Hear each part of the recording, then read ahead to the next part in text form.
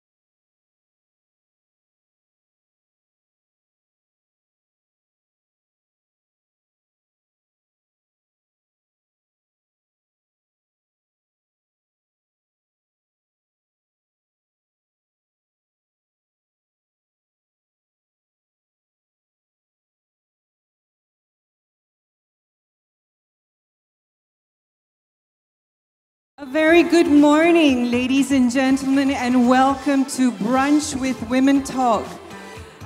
How's everyone feeling this morning? I can't hear you. How's everyone feeling this morning? My name's Elaine Daly. I'm one of the co-producers for Women Talk, and on behalf of the team, where's my co-producer? Abang Syed? Abang Syed kat mana? Abang Syed kan, sila naik atas pentas. He's the thorn among the roses of an all-women team, and we basically started the show. Say hello, Abang. Hi, hello everyone. Welcome to the event and the show. Tak adalah. Anyway, we started, just to let you know a little bit about Women Talk, we started auditions actually late last year. And you know, we've got two fabulous hosts, Zoraya and Deborah. And then we started shooting our first season in April last year. And we're on to our second season now. And today we are airing episode 8, okay? So it's been a crazy journey, a fantastic journey. I must say a very big thank you to the bosses of Media Prima for giving us this opportunity, for seeing our vision as to where Women Talk can actually go to. So thank you very much to Media Prima. Let's give a big round of applause to TV3, ladies and gentlemen. And now, without any further ado, just to let you know as well, we were nominated at the Asian TV Awards for Best Talk Show for our first season, top 5.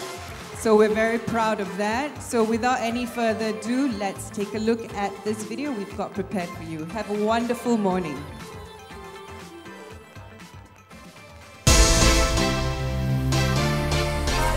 You come back after Zidane, who has dealt with a lot. I'm woman, I am fearless. Where is she? Shut up! I know. Sorry, I was watching as this. Between the parents is.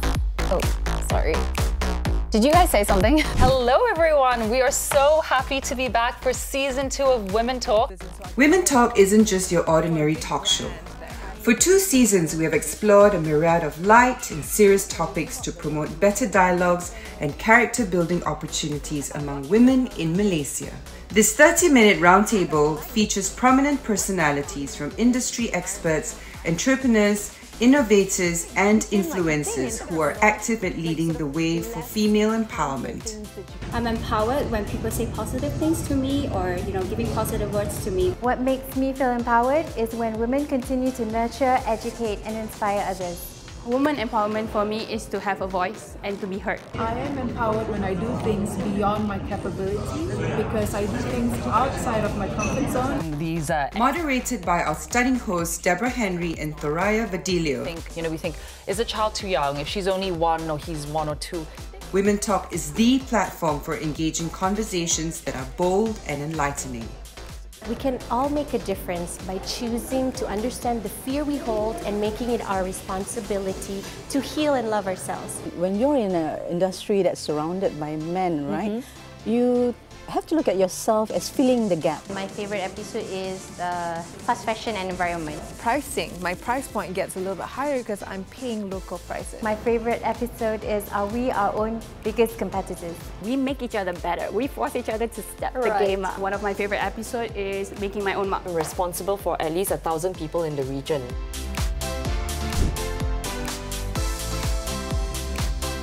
Women Talk was also recently nominated at the 27th Asian Television Awards for Best Talk Show. I believe in the power of women and the impact that we can have. A positive feat for the show to offer more discussions with topics that matter.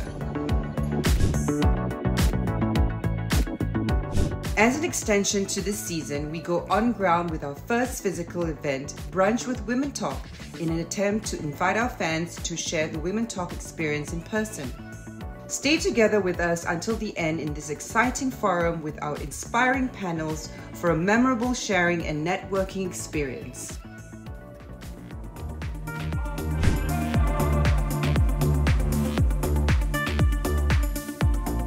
And now, let's give a warm round of applause to our dedicated hosts, Deborah Henry and Zoraya Vadillo.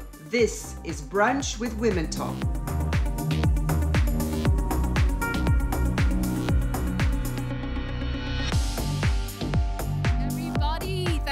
much for being here with us everyone. today. I love the waves.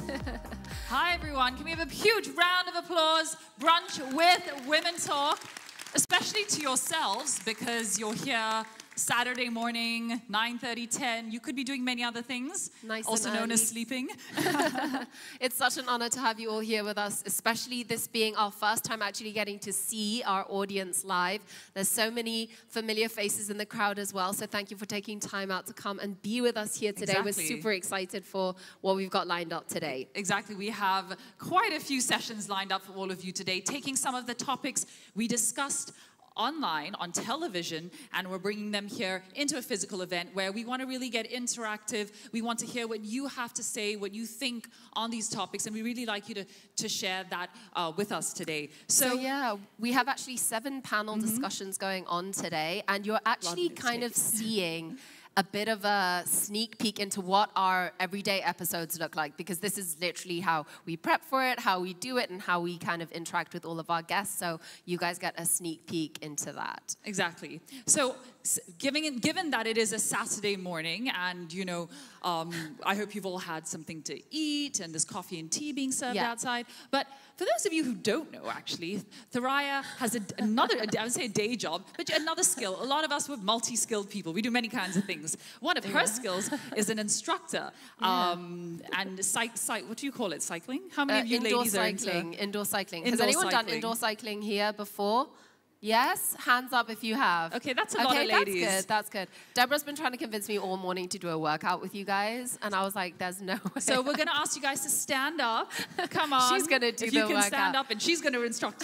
Stand up, and we're we just going want to like keep it shake simple. it out we a just little want bit. to make sure that everybody is awake. Before we start our so we're 7 just gonna sessions. Shake our bodies a little bit. Shake our bodies a little bit, that's all. Get your blood flow. Get your blood flowing. It's actually amazing what just putting a smile on your face and moving your body does to your entire mood. So that's all. We're just going to shake it out a little bit. Woo.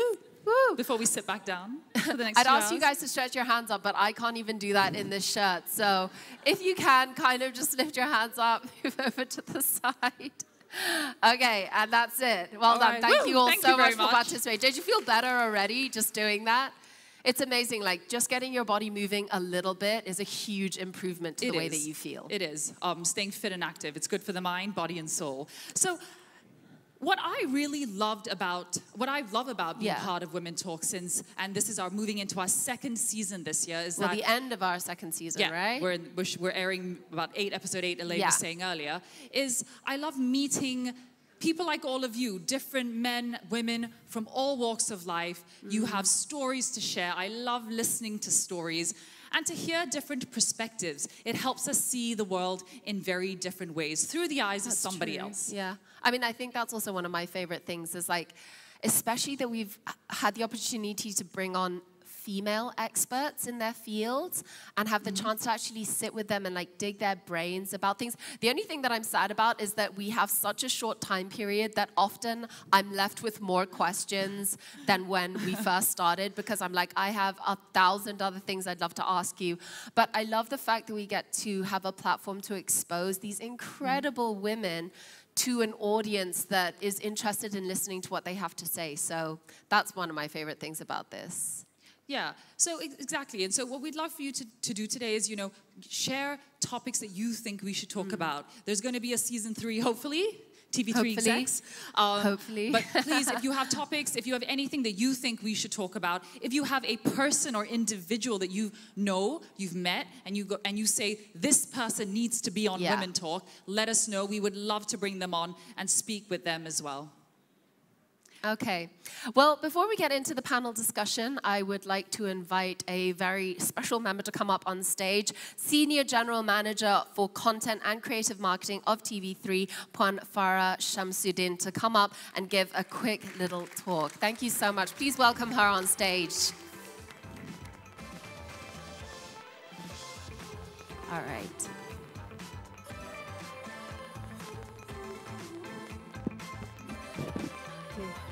Assalamualaikum and good morning. I would like to extend a very warm welcome to all for this much awaited brunch with Women Talk. Alhamdulillah, I am grateful that we are able to meet at this get-together to celebrate and talk about all things pertaining to women. At this point, I would like to take this opportunity to thank our sponsors, Proviton and Flavets, for coming on board. Our esteemed panelists who have graciously accepted our invitation, some at the last minute, thank you so much. Our partners, L'Oreal, Garnier, and Ilays, the hardworking team behind the scenes that makes Women Talk happen. This includes our executive producer, Saitani, and our producer, Elaine Daly. And last but not least, all our live stream viewers on TV3 YouTube Malaysia channel right now. Hello and thank you for joining us. TV3 has had a few, for the last 38 years, we have had a few women-centric shows such as Wanita Harini and Nona.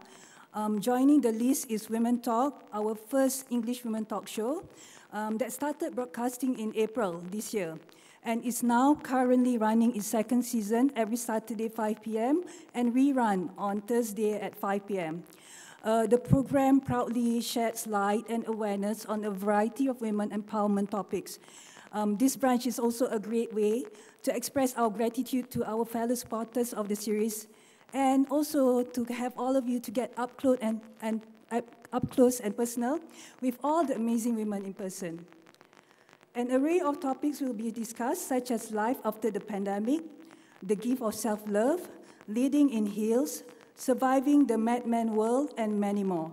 The panel of inspirational women that we have invited today will provide insights and tips to live and support women and indirectly open our eyes and our minds to bigger perspectives and ideas. Before I conclude, my wish is that this event boosts our spirits, push through our days with motivation and strength, with all the challenges that we're going through, the past few years and now, so we could achieve a greater level of confidence in ourselves. Once again, thank you all for coming here today, and don't forget to soak up all the tips and insights that the panels have prepared in their sharing for you. Do also take a lot of pictures so you can bring home a bit of memory from today with the hashtag Brunch with Women Talk on your social media page. And most importantly, enjoy.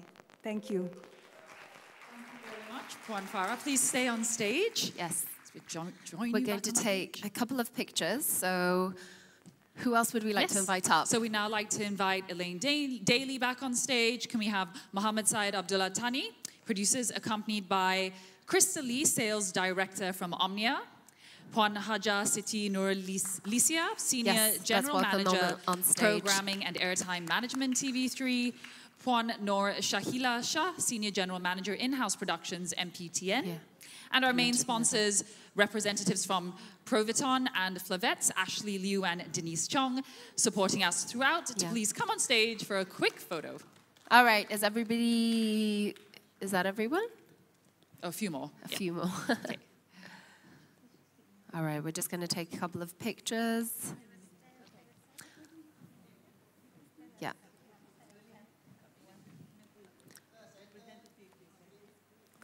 Is that okay?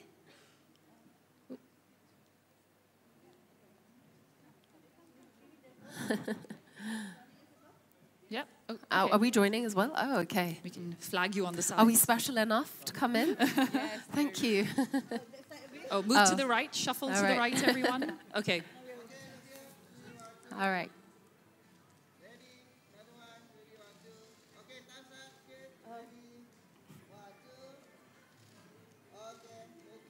Thank you. Thank you. Thank you very to everybody. Much, ladies and gentlemen. Thank you all so much. Without this group of people, we wouldn't have a show. So thank you very much, especially to our amazing producers. All right. So, we're going to go into, the panel discussion now. Before we start, I'd like to just thank our sponsors. Brunch with Women Talk is energized by Proviton multivitamins that supplement the body with daily nutrients, and I actually take them every day. And It That's a very has good made girl. every time I go to the bathroom, everything is very fluorescent. That's all I can say. But they're fantastic. I feel great since having TMI, them. but Just a little TMI, but we're among friends, right? And Flavette's Effervescence Hydrate that locks moisture and keeps the skin plump and hydrated. The seri inside and out. Oh, I like a bit of glow. Thank you All very right. much to our sponsors. Yes, and thank of you course very to all of you, all of our viewers at home. So we have all of us here in the room today, Yes. but we are being shown live on YouTube, I believe. So to all of the viewers watching at home, thank you so much for tuning in from wherever you are. And of course, you know, this whole show can be watched and shared amongst friends and family. So the more that watches our episodes, the better it is for all. So now we're going to start, ladies and gentlemen, without further ado. So I'm going to kick off the first segment. Yep. Yeah. All right. Deborah, Henry, ladies and gentlemen. Thank you very much, Zoraya. So now, kicking off our first panel discussion, we're talking about post-pandemic, the new outlook in life. A topic I hope by next year, 2023, we do not have to really talk about anymore. But for now, it still is very relevant. So many of us from different walks of life trying to navigate our pathways, what we should do, where we belong, how we feel, and how we interact with other people. So without further ado, please allow me to invite on stage Dato Professor Dr. Adiba Kamarul Zaman, Chairman of Malaysian AIDS Foundation, together with Nini Marini, creative entrepreneur. Woo! Good morning. Thank you so much for being back on Women Talk. You are Women Talk regulars. Please grab a seat. Yes. So Prof. Adiba was actually on Women Talk Season 1, and Nini, recently we spoke with you on the show for Season 2. So thank you so much, ladies, for being with us today. We're going to be talking a little bit about what life is like post-pandemic. And of course, both of you come from very different sectors, you do very different things, and I'm sure we're affected in extremely different ways. So maybe if I could start with you, Prof. Adiba, what did you experience, if you could share a little bit, but also what did you observe? Because you were in the thick of things, right? Yeah. So you want me to describe during the pandemic? Is your mic on? Whoops, we just have to pop it on. During the pandemic? Or now? A little bit coming out of it. I think we've spoken a lot about when we were in the thick of things and how tough things were for so many people, especially in the medical field. But as we transition out to the endemic stage, what you're observing with how individuals are coping. Yeah. So I think all of us have been affected by the pandemic one way or another. And for many of us, I observe that most people would rather put the pandemic behind, although we're still in the thick of it. Albeit, you know, things have improved a lot thanks to the vaccine and thanks to our better understanding of how the infection is transmitted, how we can protect ourselves. So just a reminder that we're still in the pandemic, and by right, I think we should all be having our masks on. And I hope that you all have had your vaccines, and especially the booster. But I think what is important is to really have a good understanding of how it's transmitted, and that is to avoid crowded places. I mean, this place is hopefully very well ventilated, but if you are in a crowded place, put on the mask. Like I said, make sure that your vaccine is updated. And really, if you're not feeling well, stay away from work. I think that would be the best advice. And the same for your children. I think many of you still have young children.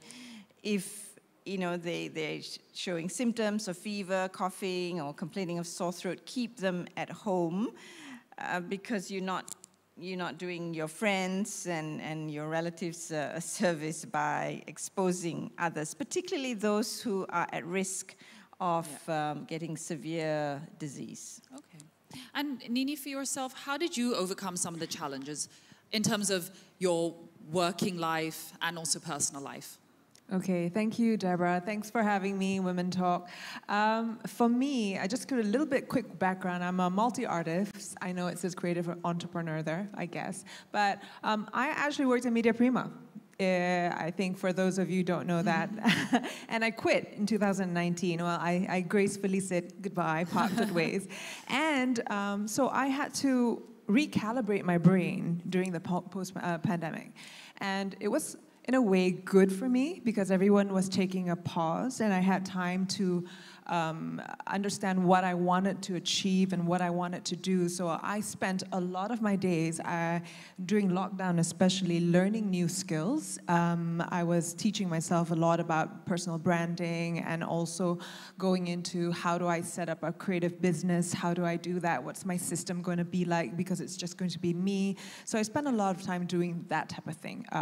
And coming out of it, then at the end of the pandemic, I came up with this idea of rebranding myself and calling myself a multi-artist. Because before that, I was like, oh, I'm not an artist because I still have content in my background. I still want to include that somehow. And I realized that during pandemic, especially, people were losing their jobs and they also had to quit their existing professions and were stuck. So a lot of you were baking, right? And making things with your hands. So then I realized that we need to make sure that we have to sustain ourselves in multiple ways, and therefore I made myself, I made 5 different revenue streams for myself, so that I could be sustainable post-pandemic, if anything like this were ever to happen again, that type of thing. Well, that is something that I think a lot of us experienced and we observed that, you know, women have, and people do, and especially women, we have this incredible grit, an amazing ability to adapt in tough situations and to make it work, to find ways. And so, Prof. Adiba, did we witness people, just women coming out and finding ways to survive and adapt, and from all levels of society? Yeah. So we know that women from all levels of society probably had the biggest burden during the pandemic. We, you know, not only had to survive our own sort of professional careers, but we had to take on the role of an educator at home, if any of you have young children, even if you're not so young children, and as carers, if you have elderly parents. So we really had to play multiple roles, and but I think it's just the nature of women that you get on with it for the most part, but I think it's also important to step back and look after yourselves. And many of us, myself included, I think took on other hobbies. I mean, for me, it was gardening. And then I discovered that a lot of my doctor friends also took on gardening, and we formed a bond around caladiums, around begonias, around things that I had never knew existed. You know, Malaysia is so blessed with all these plants, and in the past you just look at them, oh, that's nice, but now we actually, you know, the group of us, and I think it's a form of relaxation, it's a form of therapy, and perhaps it's the innate natures of us doctors when the plant is dying and we bring it back to life. It's like, yay, my begonia survived, kind of thing. Yeah. So it is important to have that outlet and for our own mental health. And do you think that, I mean, it's interesting because we were just talking earlier about rekindling friendships with people that we hadn't seen for so long, but over very new hobbies or topics. Like, it wasn't the usual, like, oh, let's just go eat and go to an event or whatever it was. It was going for walks, going for trails, being outdoors. But that touches a little bit on better self-care, perhaps? Yeah, certainly. And I think that it's essential, like, right, that we take time for ourselves. I mean, one of the biggest problems with the pandemic is mental health, and I believe you have some people who are more experts on it talking about it, and that is a serious problem with the pandemic. The whole, you know, the quitting issues as well as a result of it. So that there's a lot of other knock-on effects other than just physical health from COVID itself. Yeah. Okay, and Nini, for you, you're in a very creative space. The creative industry did actually suffer. I think they were hit one of the hardest hit industries. What are your thoughts on creativity in Malaysia, and also moving forward, the importance of the arts, the importance of creativity, music, culture? I think it was ironic that the creative industry was doing so badly when everybody was being creative during the pandemic. Baking saved you, gardening is a form of art as well. So a lot of you were doing a lot of creative things. And somehow post-pandemic, everybody's so into trying to get back to the normal that they have forgotten that they actually were creative at one point, and they've stopped doing art. And I feel like that sentiment has been taken into education as well, and it's been something that I've been really worried about, because we cannot give up creativity and we cannot give up art. It is something that even before we started learning, children were drawing and making shapes. Cavemen was drawing on caves before even learning how to read and write. So those are the things that's core, and it's very important that we remain creative and that we continue to encourage creativity, and that the government will also, I'm going to touch a little bit on our new government, that they'll also provide us platforms for creative people to thrive.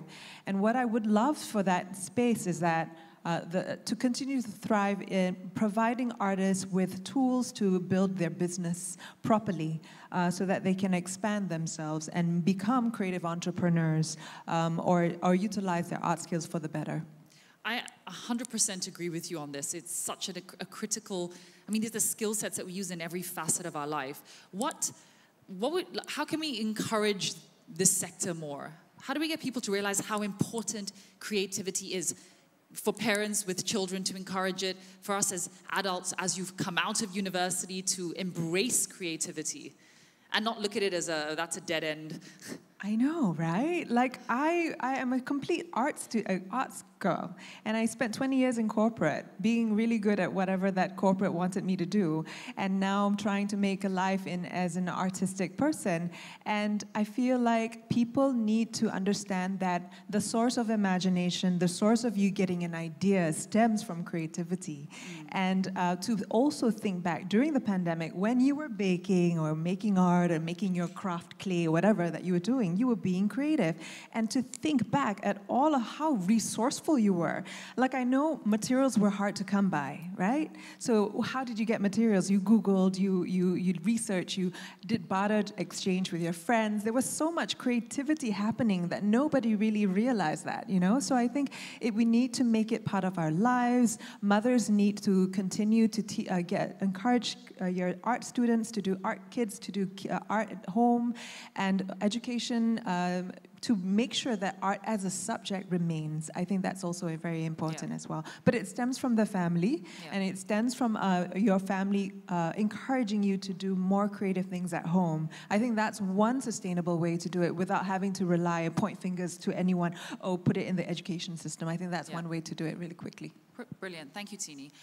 Thank you, Nini. And so guys, just for all of you out there, we have QR codes on all of the tables. So please, we want to hear what you have to say, your questions. If you can scan the QR codes and send us your questions, we're going to jump to them in just a few moments. And I think we'll actually pop them up on the screen as well.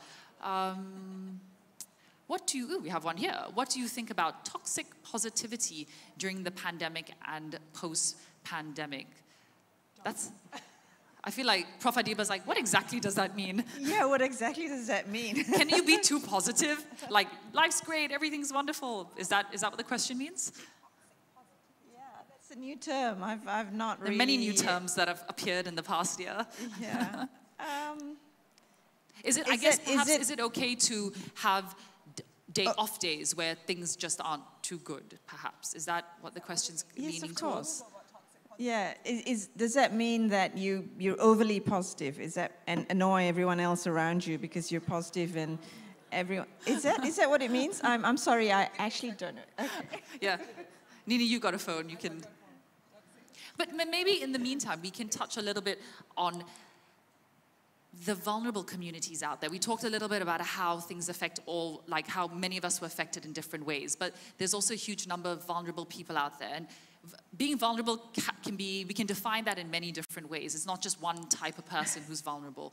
How have these communities been affected? And also, what can we do as society to help?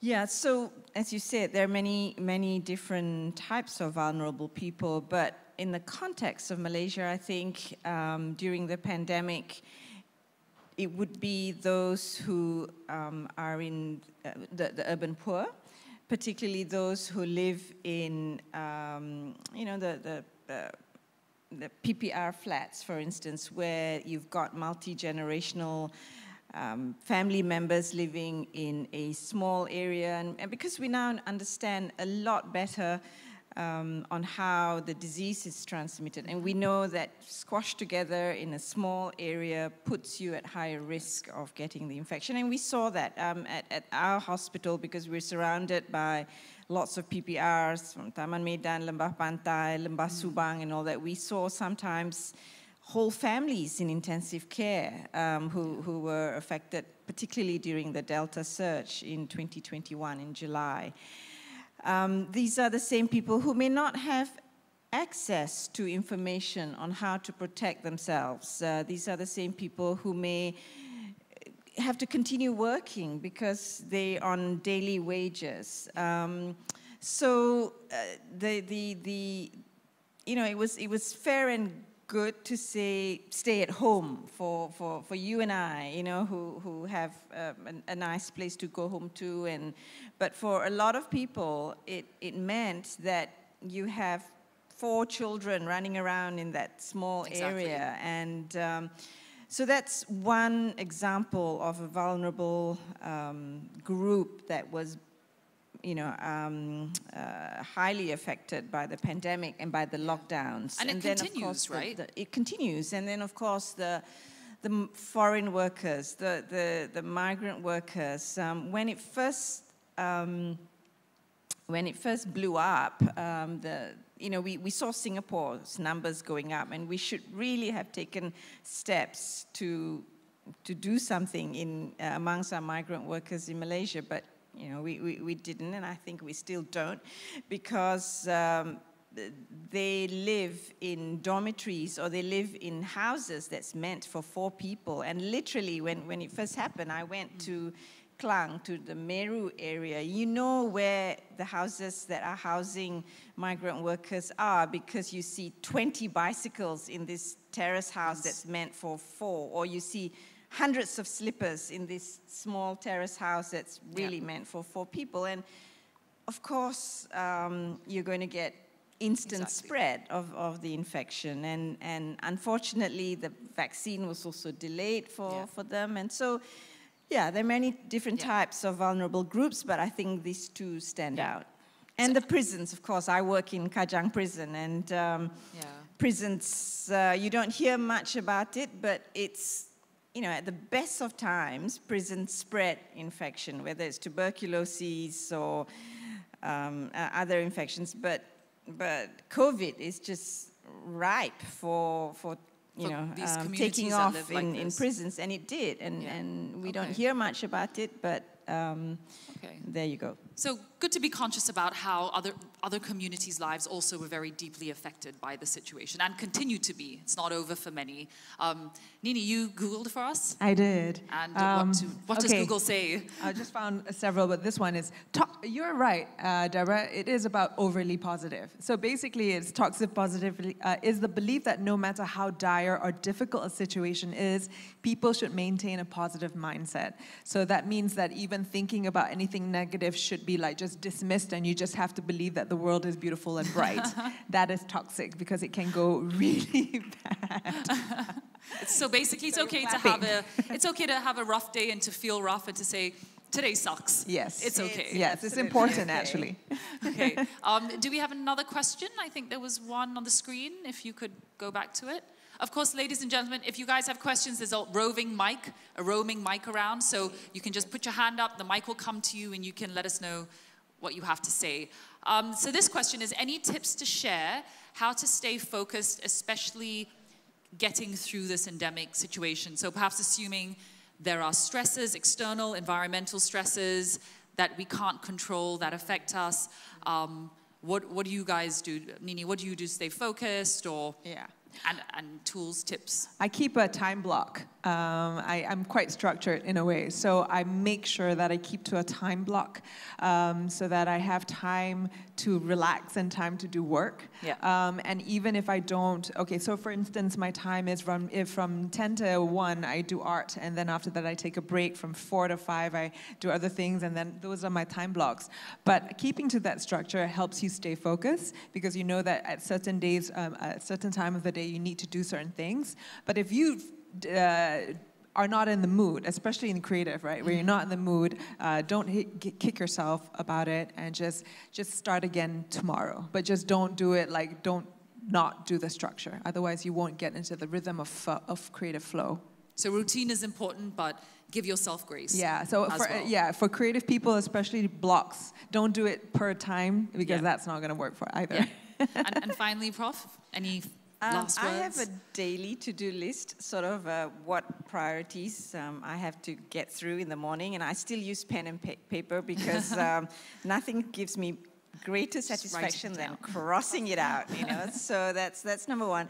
Number two, and I need to remind myself this: put that phone away. You know, we all need to remind ourselves to do that. The biggest distractor is the mobile phone, checking on Twitter, checking on whatever. So put it away, and I guess start the day with a short exercise. Perfect. Yeah. Thank you very much, Nini. Thank you so much, Prof. Adiba, for being with us today. Short and sweet, just how we like it. Thank you very much. Brilliant. Thank you. Thank you so much. Bye. And by the way, Nini's wearing one of her own designs. Get in touch with her if you'd like to. Her own art, her own prints that she prints onto beautiful pieces. You owe my shirt. You owe me my shirt. Just think.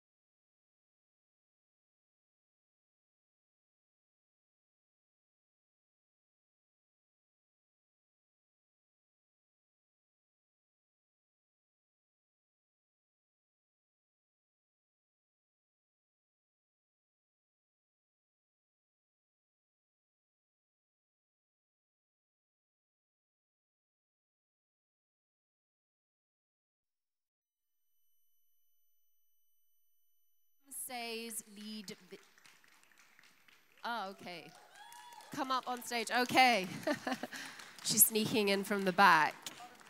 There is a lot of Jasper. You look beautiful. Thank you so much for being here again. Thank you for being here. You can grab a seat. And just before we get chatting, we're going to watch this recording. Let's take a look.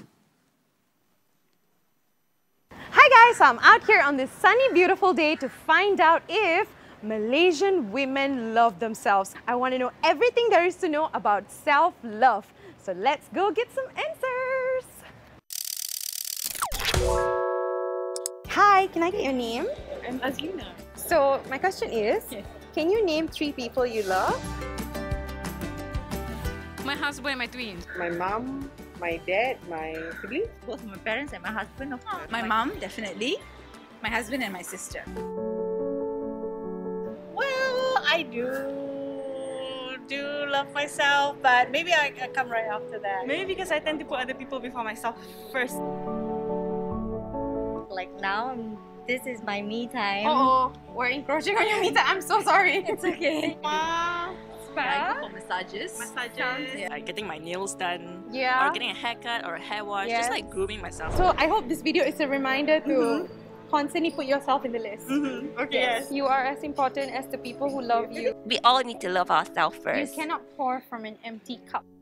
We just want to remind all the women around us to love ourselves more, because you know we tend to forget, right? So take this as a sign to love you more. Until next time, goodbye. I want to go now. Today very hot. I want to shower. Bye bye. Oh God, get up so hard. Oh, that was amazing. We all love watching you on. This is when we like. This is when it's good to watch social media, guys. You've got so much presence. That's what I love about watching you on videos. It's like you're so there. Thank you so much. And you look amazing today. Thank you. And so, like, when you were asking this question, did you really come across no one that said me? I love myself. I think that was one person. And she said it, and immediately she was like, did I just do that? And then she looked at me like very like sort of confused, and she was like, is that selfish? And then we had like a little chat about how it isn't. Yeah. But yeah, it is very rare. Most people mention their families. Yeah. Well, I mean, it makes you think about growing up. Were we taught to always focus on everything around us and others and people, and so we never thought about ourselves, and we were taught to be like that growing up. But then we're in an interesting situation now where perhaps we flipped and we look at now the whole focus is on me, myself, and I. Definitely. And so maybe talk a little bit about that. What was the back then, what did that look like based on the video, and what is the now, or where are we heading towards? I feel like the idea of self-love isn't exactly new, right? Especially, oh my God, okay. Men in the room, I'm sorry, but just bear with me and listen. I feel like the idea of self-love is not new for men, right? Like they have their like me time and like, you know, little boys club and all that. But for women, right, as quote unquote natural caregivers, we tend to sort of like pigeonhole ourselves into like feeling like, oh, you know, we shouldn't put ourselves first, and we should take care of our like family members, be it your parents or your children, your spouse, or whomever it is that you have to take care of, right? And I unfortunately think that we've still got a long way to go. And I feel like, yes, internet, media, and like globalization and all that, of course, makes a huge difference with a lot of reminders, right? Like wherever you turn, there's always like, oh, you know, love yourself, like, you know, be kinder, like it's okay for you to make mistakes because mistakes are normal and very much a part and parcel of life. But at the same time, I feel like a lot of people are still struggling with the notion of loving yourself, and where do we sort of, is there a limit to it, or are we loving ourselves too much, right? Then that bleeds into the whole narcissism. Yeah, exactly. Yeah. Because I do feel like sometimes in our society nowadays there is like an overemphasis on putting yourself first, and everything is about like, does it make you happy, and are you know, benefiting from this situation? If you're not getting anything from it, like you're out. And so sometimes I feel like that narrative gets really pushed to one extreme that can be like dangerous, and we are seeing the results of that narcissism kind of come out, a very individualistic Well, because perhaps they say, I don't know, does it come from a place of ego? Or is it coming from a place where you become a more understanding individual, you're more patient, you're better for other people as well? Or simply, are we trying to say, you're just as valuable as other people? That's what loving yourself is. You're valuable as is somebody else. And no more, no less. Yeah, exactly. I don't think it's an either-or situation or that you are selfish if you love yourself. I mean, humans are perfectly capable of loving more than one person. Exactly. So why not start with yourself? And then it's just, honestly, like what I mentioned in the video, and I think what a lot of people around us also say, that you really, truly cannot pour from an empty cup. No, Right? Like if you have nothing left to give, and if you've given everything, then what do you have to give, right? Which is why it's so, so important to start with yourself. So I was thinking I could try that same question I asked all those lovely people. Can you both name me 3 people you love the most? I already know what to answer. Me, myself, I. And I, A tad bit narcissistic. Did we win? Did we get it right? Yes, you did. We've been paying attention. But can I ask you, when you were growing up, I mean, have you always been this person that we see? When you were growing up, did you struggle with something? Yeah, did you always love yourself? And how did you journey? I mean, what's your journey been like? I would say I wouldn't say I was as confident or as sure about self-love. I mean, I don't think these words and terms existed, right? I grew up in the 90s and early 2000s. I don't think people were walking around, internet wasn't booming, and people weren't be like, oh my God, love yourself, babe. No one. You don't say that to your friends. Like we do now. We walk around and be like, make sure you love yourself, okay? Yeah. You know, so I feel like it's been an interesting journey. There has definitely been a lot of struggles. And I think that's very normal. And I feel like part and parcel of loving yourself is, of course, accepting that there will be struggles along the way, that you cannot possibly fully, completely love yourself. Yeah. There will always be times when you make mistakes or like when you fall short and you're like, oh, okay, I wasn't the best today. But I think loving yourself is also saying that I wasn't the best today, but I'm going to try better tomorrow. Exactly. Yeah, I think that's such a self-awareness. key thing to understand is that in order to love yourself, you have to do things which are loving. You can't be a terrible human being and then expect to love yourself. I mean, that's just never going to work. Yeah. You have to be kind, be caring, do good acts, because the way that you view yourself, your own opinion of yourself, stems from the way that you act and the way that you behave. So your intentions and then the way that you act upon them is actually really important, not for other people, it's actually for yourself, the kind of self-esteem that it puts in you. So like, when it comes to self-care though, do you feel like this differs from different stages of life, the way that we treat self-care? Definitely, because I mean, I feel like when you have no commitments, like the only commitment you have is yourself and your growth, I think self-love is, of course, a lot easier, right? I speak as a single woman, like, my only priority every single day is me, right? So it's being honest right there. So it's like, I wake up and I'm like, oh, yeah, you know, let me do all the things that makes me feel better. You know, I can take breaks. I have so much me time, it's like an excess of me time, right? But it obviously wouldn't be the same for people with like, you know, if they're caregivers, right? Or if you have a partner or a sibling or friends that you are, you know, sort of like very, you know, that you have to look out for, right? And I think at every stage that changes and that's sort of to be expected as well, right? Yeah, nothing wrong with it, but of course then that means that we would have to adapt and change our behaviors and the ways, in all the different ways in which we like love ourselves. Oh, for right? sure. Yeah, maybe like as a single chill person, you can be like, oh yeah, I'm gonna like do, you know, little brunches like every, you know, like every Saturday with my friends. You might not be able to do that as, let's say, maybe a mother of 4, right? Your Saturdays might have to be for your kids. And that makes sense, but also then, find ways. Making sure that there are, whatever it is that you have to do to make yourself feel better and make sure that you are giving yourself the same care that you so lovingly give to others. And that could mean like, you know, cooking or like, you know, making sure you make your own meals because that is a thing for me. But of course I'm cooking for myself, so it's a lot easier. Like, self-care for me when I was in my 20s was like go out with my friends, like spend time out. It's also focusing on the right kind of self-care. It's not just any... Honestly now, like, yeah, self-care for me, like in my 30s, it's like staying at home. True. In my pajamas, watching something and doing absolutely nothing at all. So it really does change. Yeah, it does. And I think important point, and I think you touched on this a little bit, Z, and actually everyone has talked about this, is it's really, self-care is building good habits. We think that you just say it, I love myself, and you can say that to yourself every morning, stare in the mirror when you're getting ready for work and say, you're beautiful, I love myself. You can even stick a post-it on the mirror, right? These are not bad things to do, but it has to be followed up with action. Yeah. Actions, your behavior, the things that you do, how you interact with people around you, your environment, building the habit of self-love, self-care for yourself and others is something you need to practice. Yeah. Also, so for a quick pick-me-up on a day-to-day basis, like what will you normally do if you're not feeling like super 100% I mean, there? it's a Saturday morning. I might as well be very honest. Like, I do donuts. Donuts are a great pick-me-up.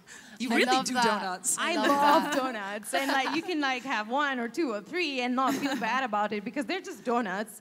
But of course then like, I mean, that's like a quick pick-me-up and then that's for me, right? But I think like in the recent years, it has also been being a little bit more like sort of attentive to what I consume, right? Like I've been cooking my own meals more versus like, let's say, ordering in or eating out. And that has made such a huge difference because I think it's undeniable that what you consume like affects so much of like who you are and like how you feel on a day-to-day basis. You know, like too much sugar, I guess, unfortunately isn't the best either. And some people, of course, you know, also consult with dietitians or nutritionists and, you know, consume multivitamins like Proviton, you know, which gives you all the supplements and like that energy boost that you need, right? Like, oh, they've been such a game changer. Like I've really enjoyed taking them actually, and I just take one in the morning. Sometimes I forget, and then I take them at night, and then I wake up in the morning, and that's interesting. As I mentioned earlier, I won't say it again. But ladies and gents, please share with us. Let us know what you do to show yourself self-love and care. So if you can send, even if it's just Doesn't have to be a question, even if you want to just share a quick sentence of 2, 3 things that you do. And also, what you do on days where you are not feeling great. How do you pick yourself up again? What or maybe do you do even when you're not struggles feeling you've had. great? Sorry? What do you do when you're not feeling great? I think I allow myself to. I allow it because I'm someone who I'm someone who if I'm not feeling good, why am I not feeling good? I'm not feeling good, and then it starts this leak onto other people and situations, and that's not fun for anyone. So I've kind of accepted that I'm having an unpleasant day today, and to accept it and to allow it to be, and knowing that I will wake up the next day or whatever and it gets better. So it's more like, for me, it's my mindset which really helps. And exercise, I find that being physical and active and doing stuff always just helps. So don't wallow, like this wallowing in your house, especially after the pandemic. Like, it's so easy to just stay. And that sedentary kind of thing is, I find, quite unhealthy. Sit in your misery. Yes. Do not sit in your misery. Wallowing away. So we have a little surprise, right? There was a little contest that was run recently, and we had some winners. Oh, yeah.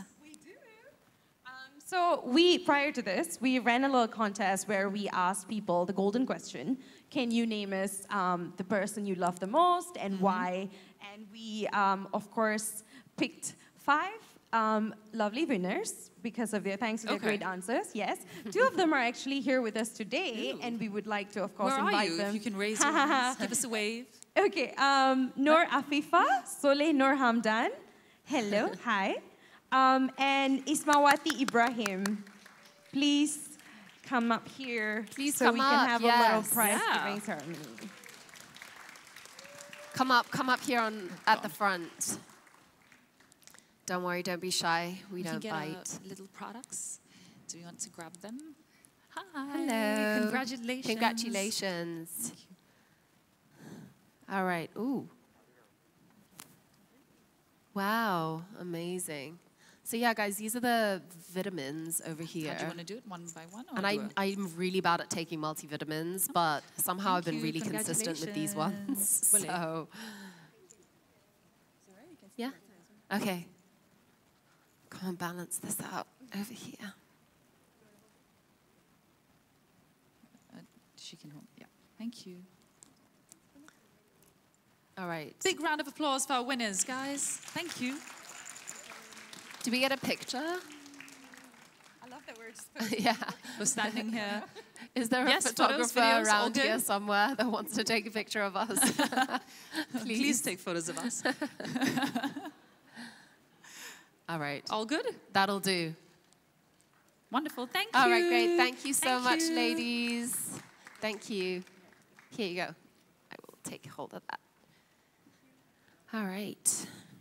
Cool. So now we're going to jump into our Q&A. So if you've got any questions. Oh, are you leaving the stage? Are you leaving us? We're not done with you. We're not, Please come back. here. I was like, and where is she going? Is there something happening? So guys, these are all of the things that get cut out of the program, but actually it's really just the spontaneous and crazy behind the scenes. These are all the things you do not see on television. Yeah, this is FYI. the stuff you don't see that goes on. So do we have any questions?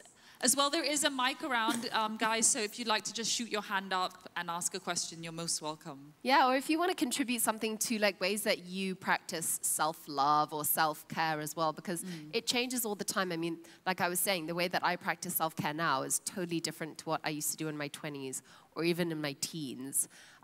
So if there's things that you do that maybe you feel is unique, do you go out and get a massage or something? Do you... All right, we've got someone here. Hello. Hi, I'm Leslie Chum. Nice meeting you. Nice to meet you. Hi. So, hi Nandini and 2 hosts. Hello. I would say that how I love myself is never compare myself to other people. That's what I always practice since young because thank you. Because my dad inspired me to do so. My dad never compared me to other people, but instead, he always, being supportive and telling me that you can do better, you know. So instead of putting pressure on me and saying that, someone is better than you, why don't you be like the other kid? Instead of that, he always being the positive way of giving me love and being supportive to me. So since young I grew up, I never compare myself to the other people. So that's how I love myself. What a Thank great, you. wonderful, good Thank advice you. from your dad. Amazing. That is such a skill, because the social media needs to come with a massive warning sign that says, you know, too much of this will make you really feel inadequate, not good enough, because you can't help but compare yourself with everyone else's life on social media. So do not do that. It's easier said than done, but thank you so much for sharing such an important, that was really, really great. Point. There's we do another have hand one more question. In the middle. Can we get the mic over to her? Oh, but that's such a great one. Yeah, don't compare yourself. It's funny, like, because you forget it all the time. Like, you see people around you in your life, and you just go, right? oh my gosh, I wish I was like that. Hi, Nandini, Zoraya. Hi. And Deb. My name is Dr. Azu Shahadan, and I have a question. What is your best self-love advice for someone who is basically always pleasing others and very hard for them to say no for something that they really don't really want to do? So what is your best self-love advice on that? That's a question a lot of people would relate to. You know what? I relate to that as a people pleaser, or as a recovering people pleaser myself. I think that's something that, especially within Asian societies, or I think specifically women, we're always told to be like, don't say no, you know, like participate and like just give and give and give, right? So I feel like maybe the first step, when if you've acknowledged that that is who you are and that's clearly not working, that is great. Like, good job for acknowledging that that is a problem. Second one is, of course, maybe listing down all the ways that being this person affects your life and harms you, right? Because that brings more harm than good, right? I think sometimes when you just list things down or talk it over to a friend, let's say like, oh my God, this is who I am, right? And I'm doing all these things and now I have no time left for me, and right? And I am unable to set healthy boundaries and allow myself to, you know, like do things within my own time and stuff. I feel like having that chat. Of course, I would always recommend therapy because I'm not a mental health advocate, or nor am I a therapist, and I do not have that expertise. But I think there are so many wonderful professionals who would be able to walk you through things like this and give you like really actionable, doable steps that can get you there. But I guess if you're unable to do that, then the first step would be to write things down. Like, I am a people pleaser, but when I am pleasing everybody but myself, here's how I feel. Maybe just reading all the little, maybe negative or like harmful things, you're gonna be like, oh my God. Just small little steps like that. What about you, Deborah? I think if I could add on, it's sometimes taking that small little step.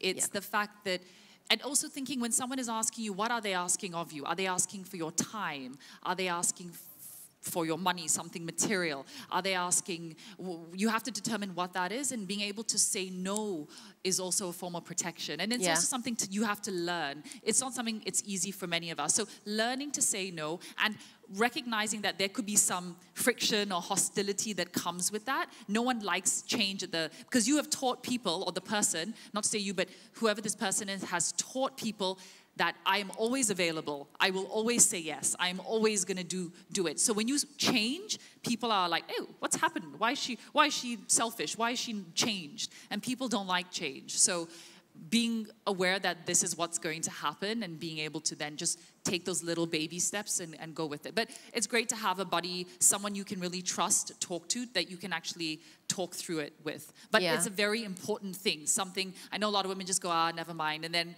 even my grandmother, when she was in her 60s, goes, yeah, I should have said no, but I said yes to everyone else except for myself. She only learned how to stand up for herself when it was a little bit later in life. But it is something that is important for all of us. Yeah, well, as someone that's not a people pleaser, I would just say, have courage and just say no. Well, we're going to go into the next panel discussion. Thank you so much, Nandini, for being with us. Thank you also, Deborah. I'm going to take a little break now. I'm going to take over this one now. Over to you. Thank you both. Oh, something dropped. Never mind. All right, so we're going to go into the next one, and now we're going to be speaking about mental health and wellness, which is a great transition from what we were just speaking about now. So I'd like to invite two very special speakers to come up as well. Actress Sharifa Sakina, if you could please come up on stage to join us. Where are you? Is she here? Sharifa Sakina.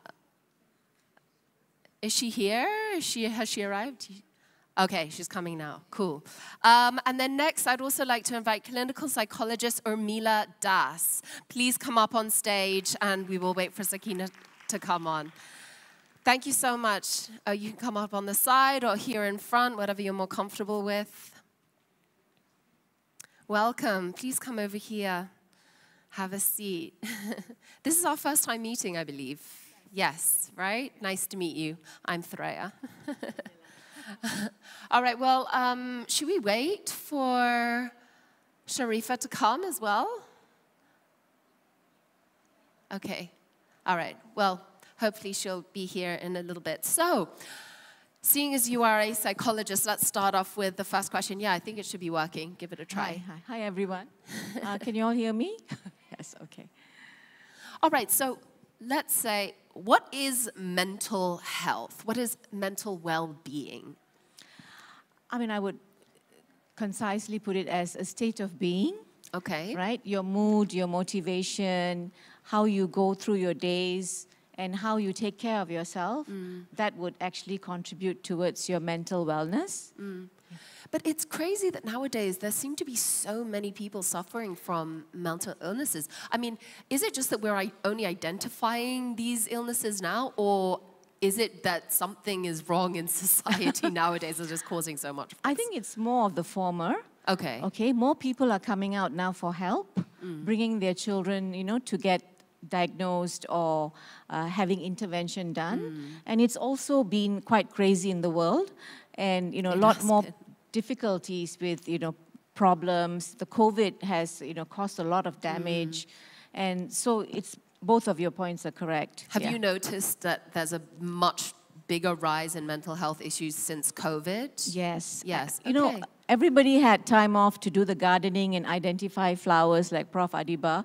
I had to work 6 days a week. Oh, wow. Nothing changed for me. In fact, it was overloaded, you know, in the hospital as well as in my private practice. And, you know, we were not really allowed to practice, but we had notifications for the police when they stop us, like, where are you going? And we're like, to the hospital, to the clinic, people are sick, right? So nothing changed for me. In fact, work became even more.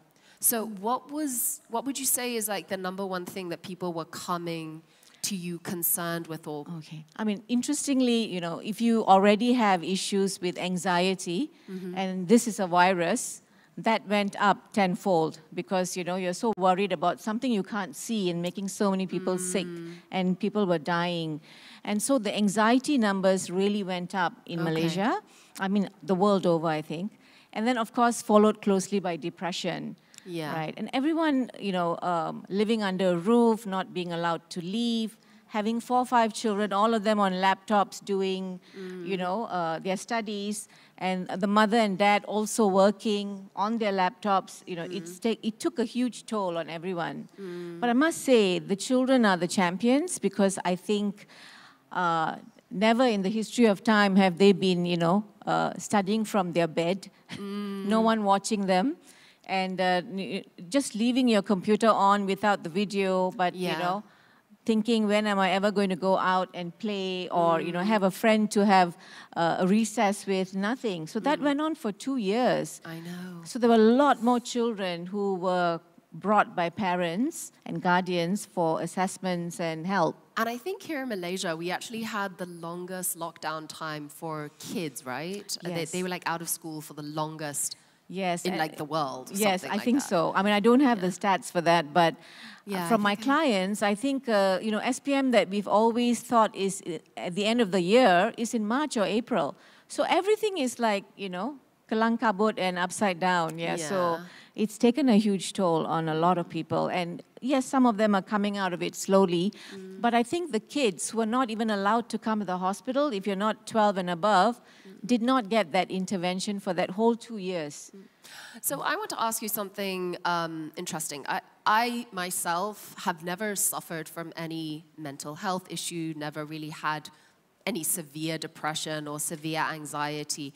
And so sometimes when I hear other people describing things to me, I go, oh, well, I've definitely felt that before, but I don't know if it's to a point that I need to go and see someone about. So I want to ask you, at what point in like feeling anxiety is it so terrible that you need to actually go and see someone? Get some help. I mean, preferably don't wait till the last minute. That would make it a bit more, tedious and difficult. But I think it's only a disorder when you cannot function. If you're saying that I don't feel like waking up, every morning, I don't want to brush my teeth, I have no appetite, or I'm eating too much, I don't want to, meet my friends, I'm canceling at the last minute. So changes in mood, sleep patterns, appetite, motivation, self-esteem, and if you can't see hope, it's like a big question mark, like, okay, what can you see yourself doing at the end of the year during the COVID time? And people were like, I have no hope, or I don't see anything. So then that's already depression. Yeah. Right. I mean, yeah, I could maybe say that that is the biggest identifying factor, because I mean, I definitely go through periods of time where I'm like, oh, I don't want to do anything. I'm going to stay in my bed forever. I don't want to talk to anybody. I'm done. But then I always still have hope at the end. But before we continue with this, I'd like to invite actress Sharifa Sakina to come up on stage with us. So where are you? Ah, there you are. Thank you so much. Glad you were able to join us. Please come up here. So as you know, we're talking about mental health and wellness. So you can just come and sit over here. So, okay, here. Yeah, just grab the microphone. Welcome. Okay, sorry I'm late. It's all right. It's very normal for ADHD, procrastination. Maybe psychologists know very well. Exactly. Don't worry about it at all. So hi everybody, I'm Sharifa Sakina. So I'm an actress, and now I'm trying my best to be a mental health advocate because I'm living with ADHD, and I got diagnosed about 3 years ago. But I know it already. I have ADHD since small because it's genetic disease. But living in this culture, living in this society, we don't know that. They call it is immoral attitudes. Oh, yeah. So interesting. I always get things from school like you don't finish tasks in school, and then your teachers is just like, I got scolded by teachers every day. So I think this is the right time for me to get the right channel and medium to share about my experience. So I think this is about time. Yeah.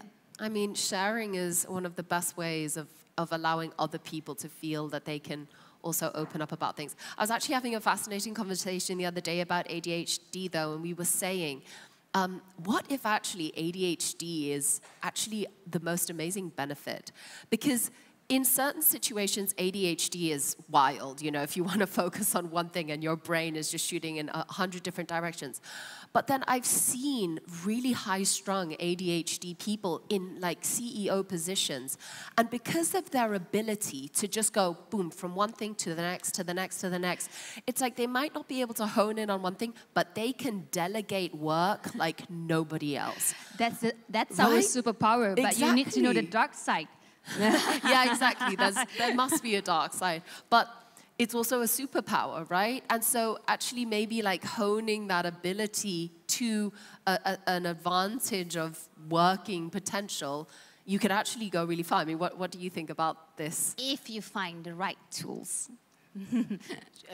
Thank you so much for coming out and speaking about it. I think people like her are actually helping the mental health, scene in Malaysia. It's not going to be that stigmatized. So thank you so much. Yes, it has two sides of the coin. Normally ADHD is diagnosed in childhood, but more and more now we are seeing people who are coming in adulthood, having difficulties, maybe working or, keeping to a relationship or having a schedule. So like she said, there's a superpower to it and there's a dark side to it. And I think, in my personal opinion, I have a lot of friends with PhDs and double PhDs who have ADHD. So if you know how to hone it and work it, it's your best gift. But then again, if you have not sought help and you don't know how to manage it, then it can become dark. Sakina says. Yeah. And that's when it becomes difficult. But to call it immoral behavior, that's our society talking. They always call it immoral So just shut that behaviors down. and attitudes. Yeah. But sometimes if we, because I know the mental health awareness, they try to change something to change the stigma and everything. But at the same time, it will give bad impact to the society and to people with living ADHD or bipolar as well.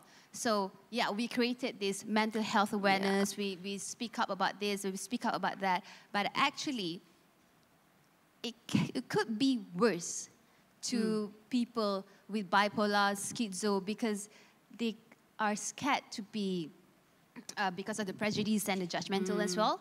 Yeah. Because they're scared to talk about their struggle. Because I would never talk about my struggle on my social media, because I know my audience is very mass.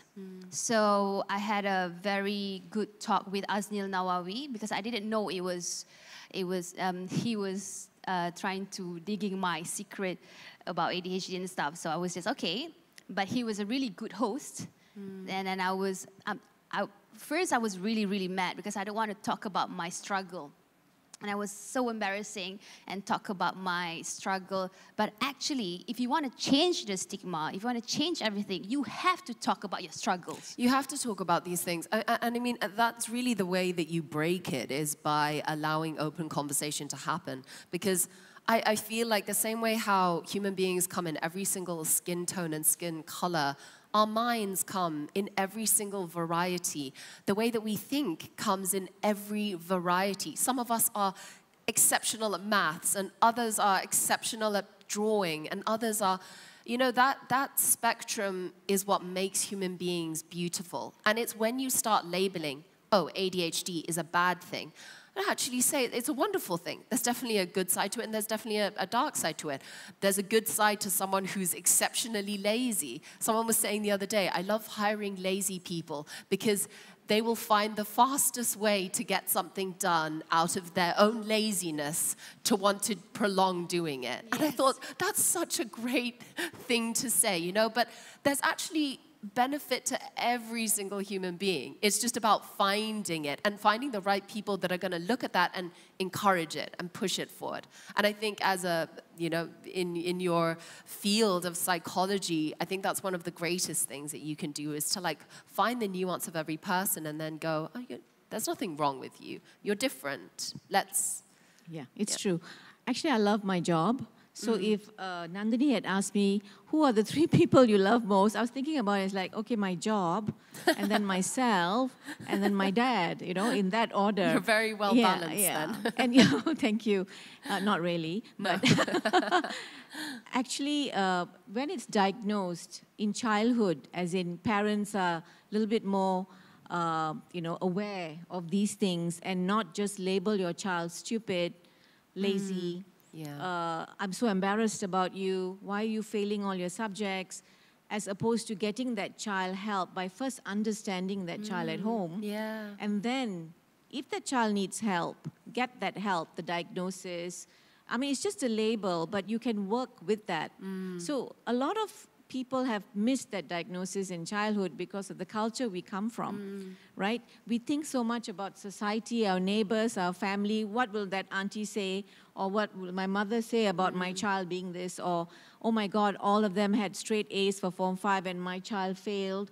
So there's no support. So for me, all my interviews, my writings, whatever I share on media, it's all about childhood.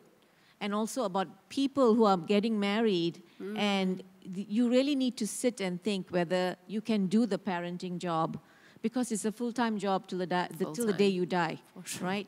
And you can't just say, no, I quit, or can I give this child back? There's no such thing.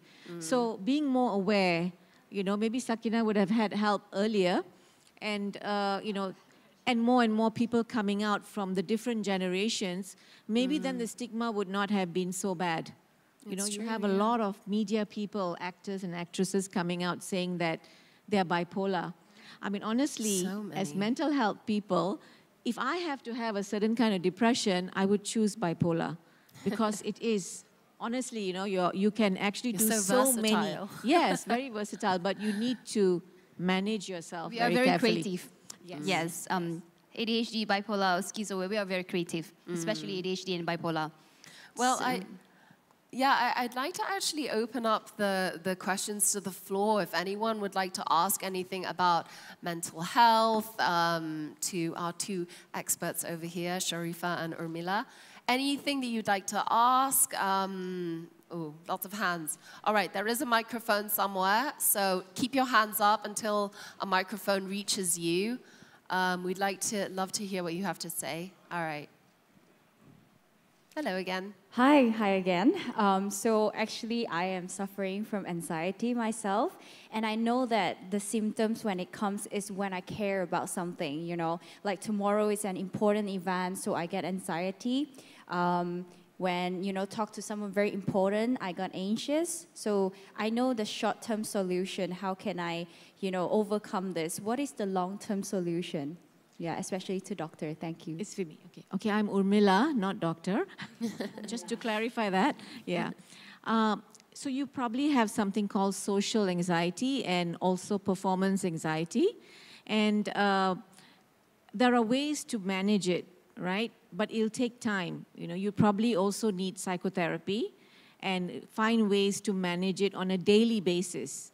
You know, in anxiety, what worries you or what you are scared to do, you need to do more, right? Yeah. So, I mean, just to share, I think with anxiety, doing like religiously going for your therapy as well as following the homework that the therapist sets for you is really very important, right? So anxiety is basically about losing control. When you feel that you've lost control of something in your life, you start thinking about what's going to happen in the future as opposed to being in the here and the now. Depression is about living in the past and bringing it to the present as well. So you are like 5 steps ahead thinking, oh my God, tomorrow I have this performance and this is going to happen. That person is going to say this. I'm going to forget my words. I mean, depending on what profession you're in. And that kind of preempts more anxiety. So, you know, doing a lot of self-care, for example, meditation, correct breathing techniques, you know, going for some kind of relaxing exercise, not step aerobics and I think you teach workout. Yeah, that's going to cause more adrenaline to be pumped out and that's going to make your anxiety even worse. So you need to do more calming things and also some, you know, self-affirmations, positive affirmations like, I can do this. Let me just do a check and balance. How many times have I like fallen flat on my face, which is going to be 0, right? And challenge yourself. You know, what's the worst case scenario, etc. I mean, coming here today, I have anxiety. Yeah, me too. Yeah, exactly. You can tell me. too. I'm so restless, you know, here and there. Should I get my drinks? Should I get my, or maybe I just look at people, audience, just get eye contact. But from my experience, I do understand our brain, we have this amygdala who's going to stimulate our fear. So how are we going to switch that brain is to program our brain not to be fear or everything. You need to ground it yourself, just like you said. You know, every morning you just have to stay and breathe in and exhale. So what's your intention? And then because I know, I kind of understand why anxiety, because you have so much expectation. Because you want to be good. Because I had anxiety sometimes like this. Okay, I don't want to look stupid on stage. I don't want to say something because I'm very impulsive. ADHD, they don't think before they talk. They talk. So I was like, oh my God, what if I say something really, really bad? You know, grounded yourself is very important. Yeah, grounding yourself. You need to take at least 5 to 10 minutes early in the morning and then just breathe in because your brain, this is science, like amygdala. It's like you have your fear and then your heart is pumping very hard. And then how are you going to calm it down? Is by grounding yourself. Because okay. Sorry, I think we have another question over here from the audience. Hi. My name is Leela. And well, just to share a bit of experiences that I have and what are the obstacles that I have been facing so far. Well, I've been creating awareness on issues like pedophile, which lead to mental health as well. Well, the biggest obstacle that I have for the past 5 years, advocating and talking about pedophile, you know, and the biggest challenge that I have was to get the parents or the family members to trust what the children were talking about, you know. So some of the parents and family members, they don't actually trust their own children, you know. When the children came up and say like, wow, I've been molested by this, and they were not being, the parent would say like, oh, you're just making it up, you know, you're telling us the truth and all that. So that was the obstacle that I have for the past 5 years. First. And secondly, when I started talking about pedophile, so many people said like, oh, it's not happening here. It's happening in America, in the UK, and all that.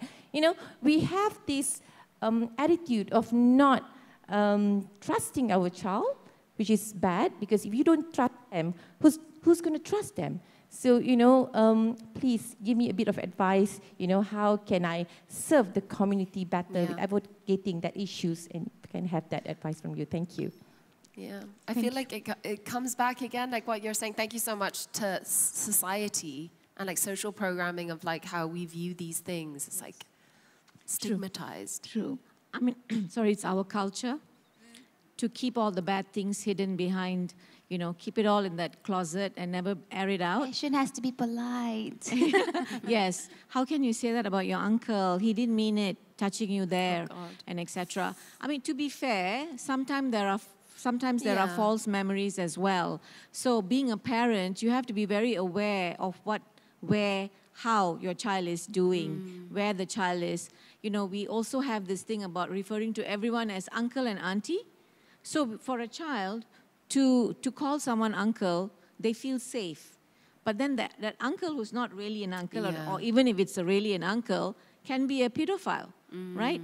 Like sitting on the lap or telling your child, today you sleep with your uncle, he's come all the way from somewhere, and you sleep with them because he loves you. And you know, these are the things that we need to be a bit more careful about. Definitely. To your question, like how can you make it better?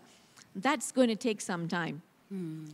Unfortunately, in our culture, not only in the East, also a lot of times in the West, they live in denial because the parents sometimes automatically blame themselves. I was not aware, I was not on it, and hence this happened to my child. Let me just sweep it under the carpet, you know, or you'll get over it, you're only 5 years old.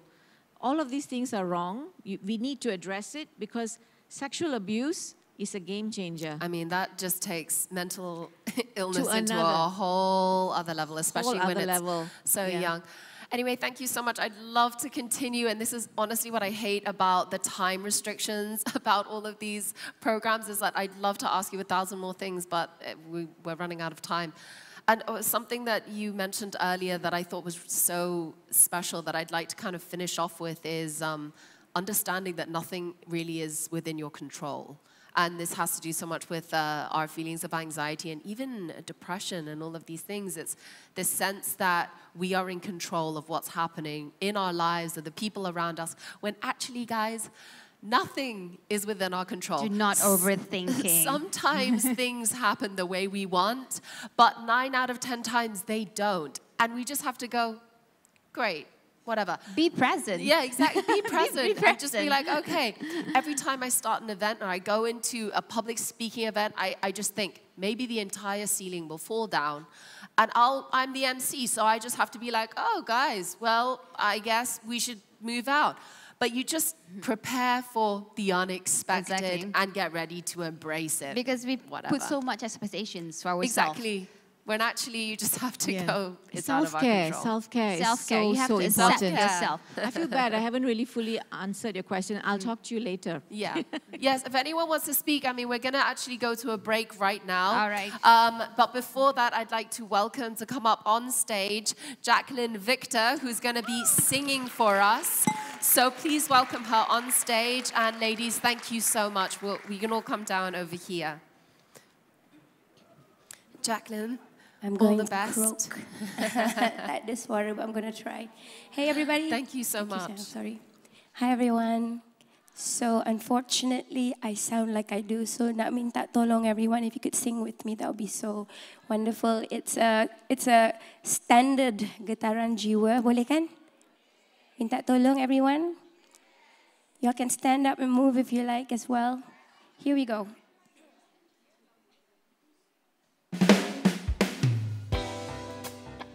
Stand up lah. Stand up lah Kak Sheila. Sebab dalam ni panas kan? Panas dalam ni.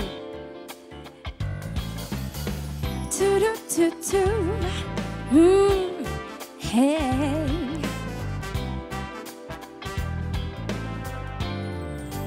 Getaran jiwa melanda hatiku,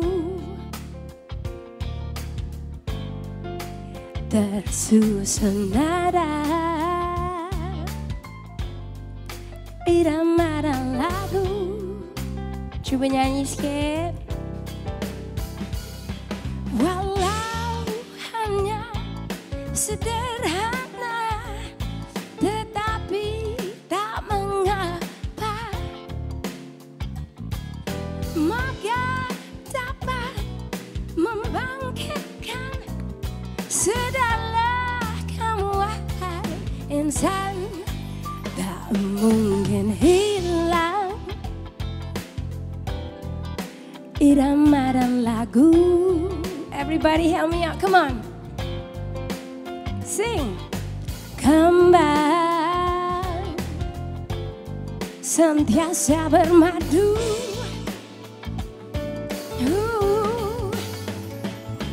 andai dipisah lagu dan irama, lemah tiada berjiwa, hampa.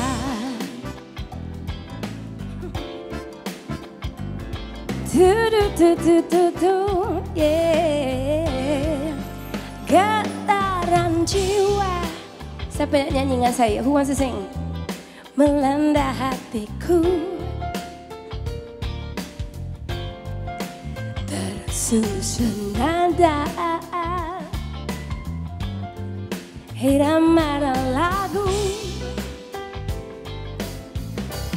Walau hanya sederhana, tetapi tak mengapa, mungkin dapat membangkitkan sedalam kamu, wahai insan. Tak mungkin hilang irama dan lagu.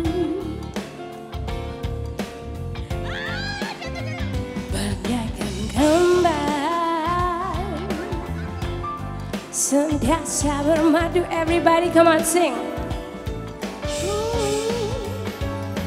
Andai dipisah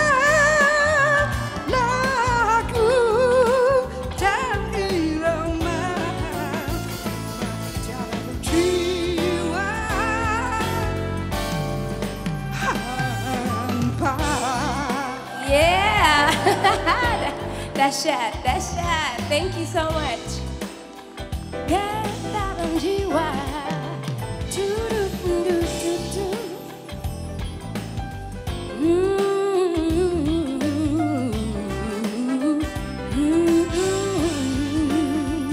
Getaran jiwa. Thank you so much, everyone. Thank you. Mana kakak tu? Thank you. Thank you. Thank you so much. Oh my goodness.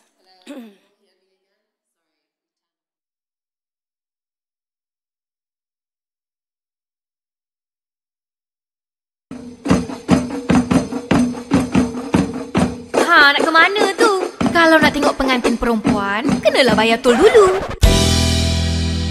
Dulu lain, sekarang dah lain.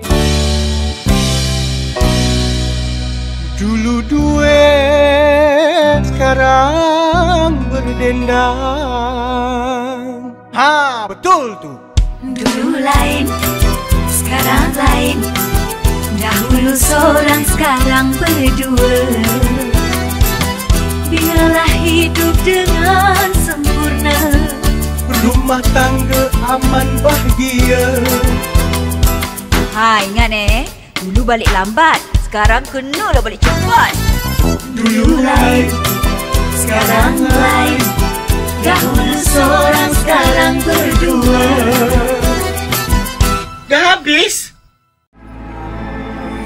Daripada mana asal usul kamu, daripada mana tempat kamu main, dia akan tunjuk. Tapi bila dia tengok saja belah sini, maknanya kita tahu dia tu main melalui kita lah. Bila kita lain daripada kita, ada makhluk lain juga yang huni di tempat-tempat yang kita masuki, seperti dalam gua. Ya.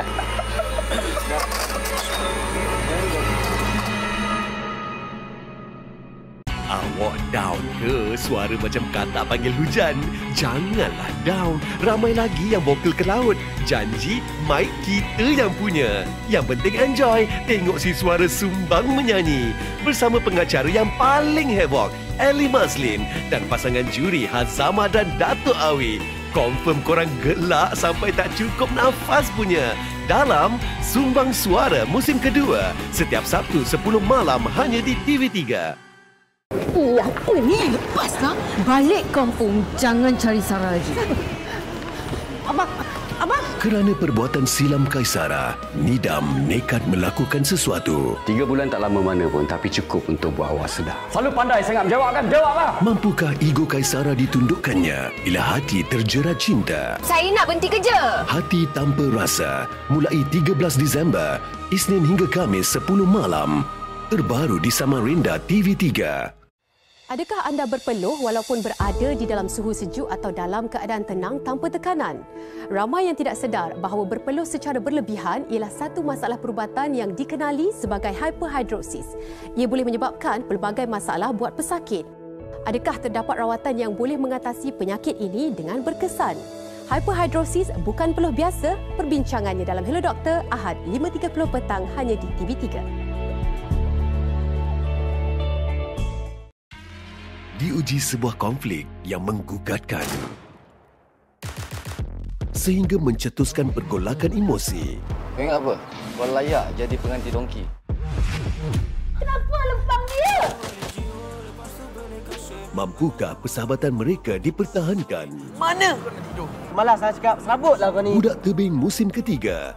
Mulai 14 Disember, Rabu hingga Sabtu 9 malam. Terbaru di Lestari TV3.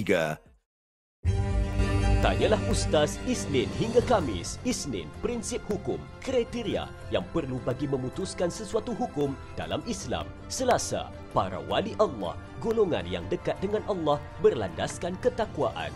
Rabu, hukum hakam terlupa, menjawab pelbagai masalah, cara dan hukum mengenainya. Khamis, ikuti kisah tokoh hadis iaitu Imam Tirmizi. Tanyalah Ustaz biar tahu jangan keliru di TV3 dan TV9. Kau nak apa sebenarnya ni? Good morning. Awak bawa apa ke sini? I tahu you dengan Rahana dah tak duduk sebumbu. We can still make it happen. Derhaka pada suami. Okey, awak nak saya cakap dengan papa saya yang sebenarnya awak ada girlfriend lain. Kau dah boleh ceraikan dia sebab dia dah ada bukti yang kau bersekedukan dengan... Terima Kasih Cinta. Isnin hingga Jumaat 7 malam. Terbaru di Akasia TV3. Kalau awak betul sayangkan Fayat dan awak anggap Ina tu sebagai kawan baik awak, awak memang kena lepaskan Fayat. Hanya Ina je yang berhak untuk jaga Fayat. Dendam mak yang tak habis-habis tu sampai orang lain yang tak berdosa pun kena. Nanti kalau Ina keluar penjara mesti dia nak ambil Fayat semula kan? Tak sabar Ina nak jumpa Fayat.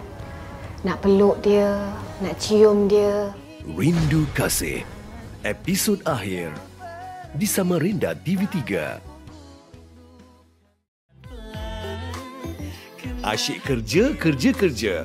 Bila nak mencari kekasih ni Arjuna? Cinta pun tak, cinta hati pun tak ada. Mujur cinta hadir memberi rasa, namun tersembunyi syarat. Tolonglah menyamar jadi girlfriend 3 hari. Tak ada kena mengena Mampukah cinta disemai atau ikatan mereka akan terlerai? Cinta Arjuna mulai 13 Disember, Isnin hingga Khamis 6 petang di Sakura TV3. I suka gila baby. Kelakar dia. Baby? Yeah! See you. See you. Alamak, tolong. Ayah! Tolong. Me? And you? Meme nak Razif terseksa. Tengok family dia terseksa. Meme kena cepat bunuh. Kampung People musim ketiga. Minggu akhir. Di Lestari TV3. Nak ke mana tu? Kalau nak tengok pengantin perempuan, kenalah bayar tol dulu. Dulu lain, sekarang dah lain. Dulu duit, sekarang berdendang. Ha, betul tu. Dulu lain, sekarang lain. Dahulu seorang, sekarang berdua. Biarlah hidup dengan sempurna. Rumah tangga aman bahagia. Ha, ingat dulu balik lambat, sekarang kenalah balik cepat. Dulu lain, sekarang lain. Dahulu seorang, sekarang berdua. Dah habis? Daripada mana asal usul kamu, daripada mana tempat kamu main, dia akan tunjuk. Tapi bila dia tengok saja blog sini, maknanya kita tahu dia tu main melalui kita lah. Bila kita lain daripada kita, ada makhluk lain juga yang huni di tempat-tempat yang kita masuki, seperti dalam gua. Ya.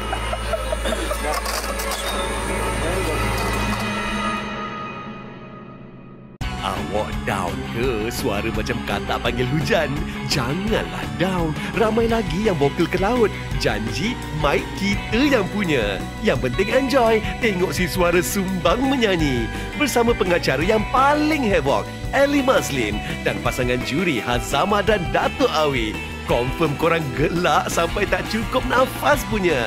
Dalam Sumbang Suara musim kedua. Setiap Sabtu 10 malam hanya di TV3. Apa ni? Lepaslah. Balik kampung. Jangan cari Sarah lagi. Abang. Kerana perbuatan silam Kaisara, Nidam nekat melakukan sesuatu. 3 bulan tak lama mana pun, tapi cukup untuk buat awak sedar. Selalu pandai sangat jawablah. Mampukah ego Kaisara ditundukkannya bila hati terjerat cinta? Saya nak berhenti kerja. Hati Tanpa Rasa, mulai 13 Disember, Isnin hingga Khamis 10 malam. Terbaru di Samarinda TV3. Adakah anda berpeluh walaupun berada di dalam suhu sejuk atau dalam keadaan tenang tanpa tekanan? Ramai yang tidak sedar bahawa berpeluh secara berlebihan ialah satu masalah perubatan yang dikenali sebagai hyperhidrosis. Ia boleh menyebabkan pelbagai masalah buat pesakit. Adakah terdapat rawatan yang boleh mengatasi penyakit ini dengan berkesan? Hyperhidrosis bukan peluh biasa. Perbincangannya dalam Hello Doktor, Ahad 5.30 petang hanya di TV3.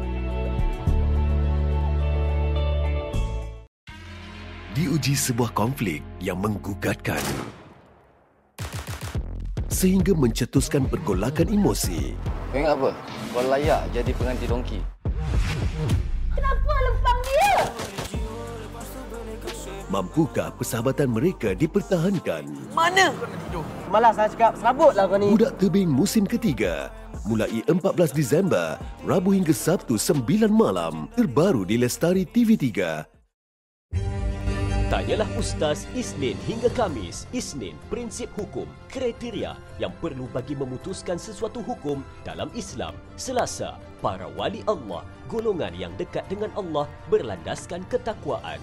Rabu, hukum hakam terlupa, menjawab pelbagai masalah, cara dan hukum mengenainya. Khamis, ikuti kisah tokoh hadis iaitu Imam Tirmizi. Tanyalah Ustaz biar tahu jangan keliru di TV3 dan TV9. Kau nak apa sebenarnya ni? Good morning. Awak bawa apa ke sini? I tahu you dengan Rahana dah tak duduk sebumbung. We can still make it happen. Derhaka pada suami.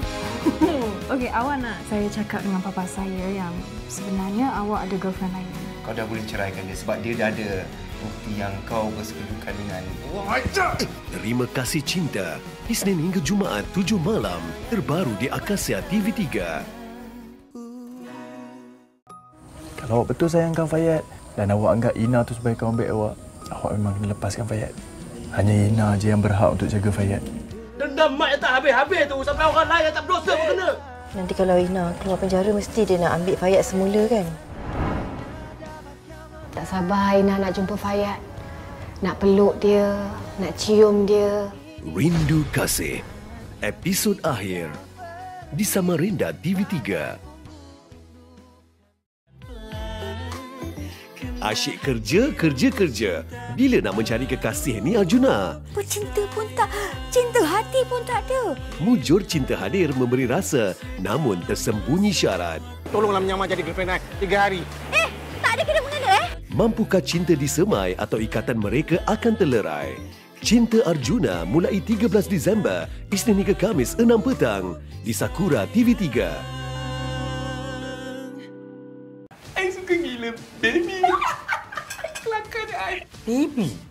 Yeah! See you. See you. Alamak, tolong. Tolong. Me and you? Meme nak Razif terseksa. Tengok family dia terseksa. Meme kena cepat bunuh.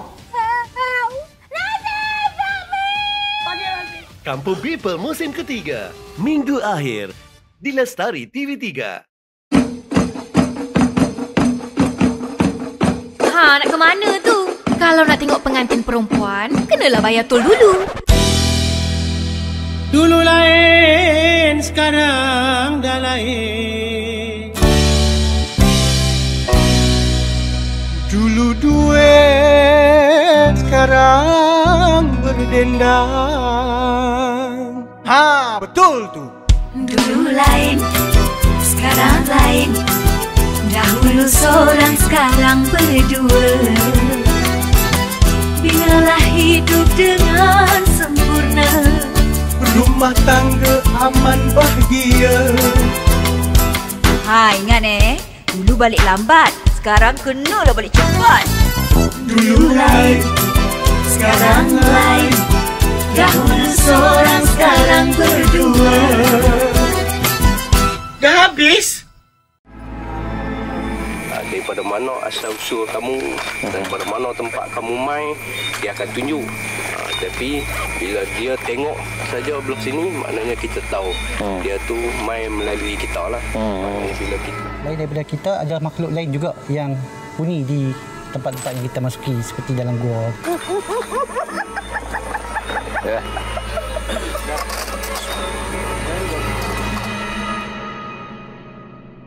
Awak down ke suara macam katak panggil hujan? Janganlah down. Ramai lagi yang vokal ke laut.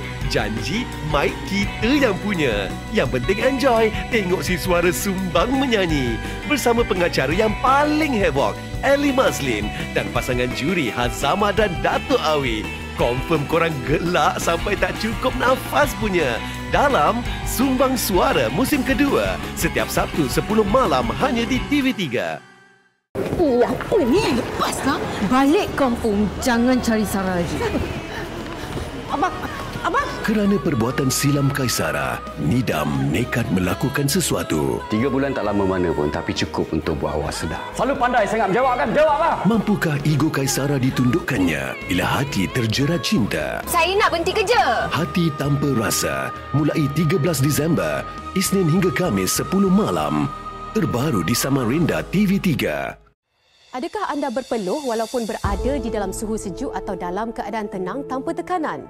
Ramai yang tidak sedar bahawa berpeluh secara berlebihan ialah satu masalah perubatan yang dikenali sebagai hyperhidrosis. Ia boleh menyebabkan pelbagai masalah buat pesakit. Adakah terdapat rawatan yang boleh mengatasi penyakit ini dengan berkesan? Hyperhidrosis bukan peluh biasa. Perbincangannya dalam Hello Doktor, Ahad 5.30 petang hanya di TV3. Diuji sebuah konflik yang menggugatkan sehingga mencetuskan pergolakan emosi. Kau ingat apa? Kau layak jadi pengantin dongki. Kenapa lempang dia? Mampukah persahabatan mereka dipertahankan? Mana? Malas saya cakap, serabutlah kau ni. Budak Tebing musim ketiga. Mulai 14 Disember, Rabu hingga Sabtu 9 malam. Terbaru di Lestari TV3. Tanyalah Ustaz Isnin hingga Khamis. Isnin, prinsip hukum, kriteria yang perlu bagi memutuskan sesuatu hukum dalam Islam. Selasa, para wali Allah, golongan yang dekat dengan Allah berlandaskan ketakwaan.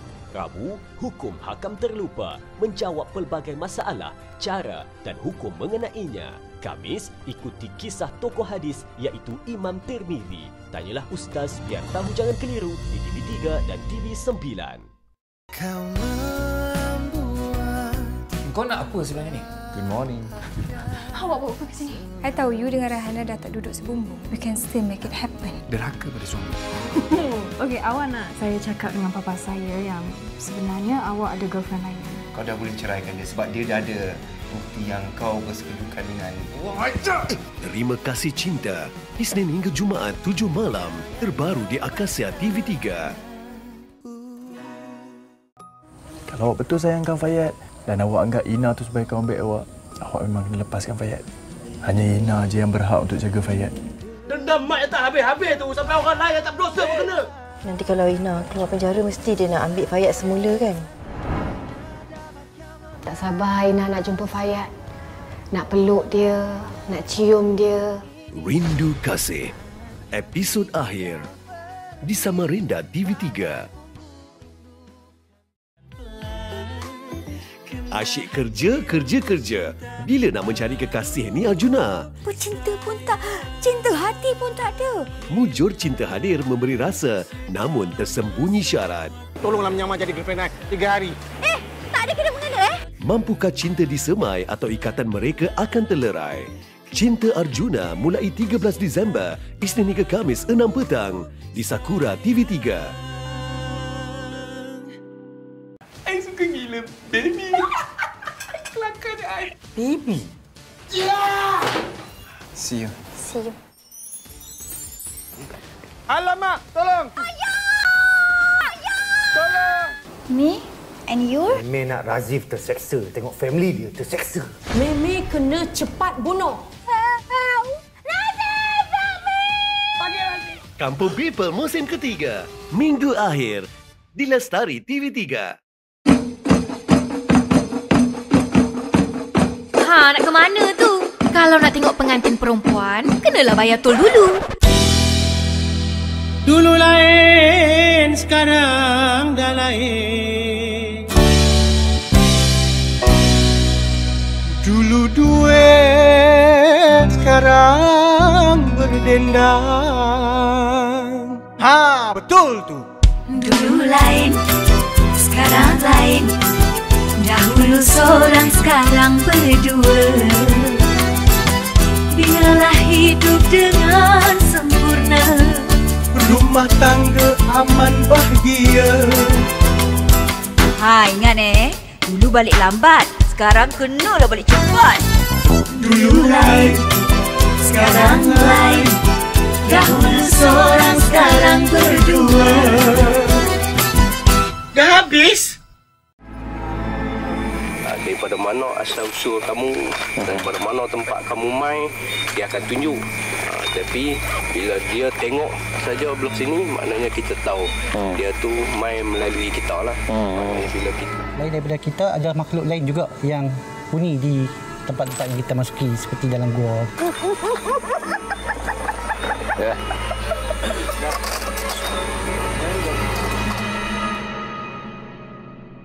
Awak down ke suara macam katak panggil hujan? Janganlah down. Ramai lagi yang vokal ke laut. Janji mic kita yang punya. Yang penting enjoy. Tengok si suara sumbang menyanyi. Bersama pengacara yang paling heboh, Eli Maslin. Dan pasangan juri Hazama dan Datuk Awi. Confirm korang gelak sampai tak cukup nafas punya. Dalam Sumbang Suara musim kedua. Setiap Sabtu 10 malam hanya di TV3. Apa ni? Lepaslah. Balik kampung. Jangan cari Sarah lagi. Abang. Kerana perbuatan silam Kaisara, Nidam nekat melakukan sesuatu. 3 bulan tak lama mana pun, tapi cukup untuk buat awak sedar. Selalu pandai sangat menjawab kan? Jawab lah. Mampukah ego Kaisara ditundukkannya bila hati terjerat cinta? Saya nak berhenti kerja. Hati Tanpa Rasa, mulai 13 Disember, Isnin hingga Khamis 10 malam. Terbaru di Samarinda TV3. Adakah anda berpeluh walaupun berada di dalam suhu sejuk atau dalam keadaan tenang tanpa tekanan? Ramai yang tidak sedar bahawa berpeluh secara berlebihan ialah satu masalah perubatan yang dikenali sebagai hyperhidrosis. Ia boleh menyebabkan pelbagai masalah buat pesakit. Adakah terdapat rawatan yang boleh mengatasi penyakit ini dengan berkesan? Hyperhidrosis bukan peluh biasa. Perbincangannya dalam Hello Doktor Ahad 5.30 petang hanya di TV3. Diuji sebuah konflik yang menggugatkan sehingga mencetuskan pergolakan emosi. Kau ingat apa? Kau layak jadi pengganti dongki. Kenapa lempang dia?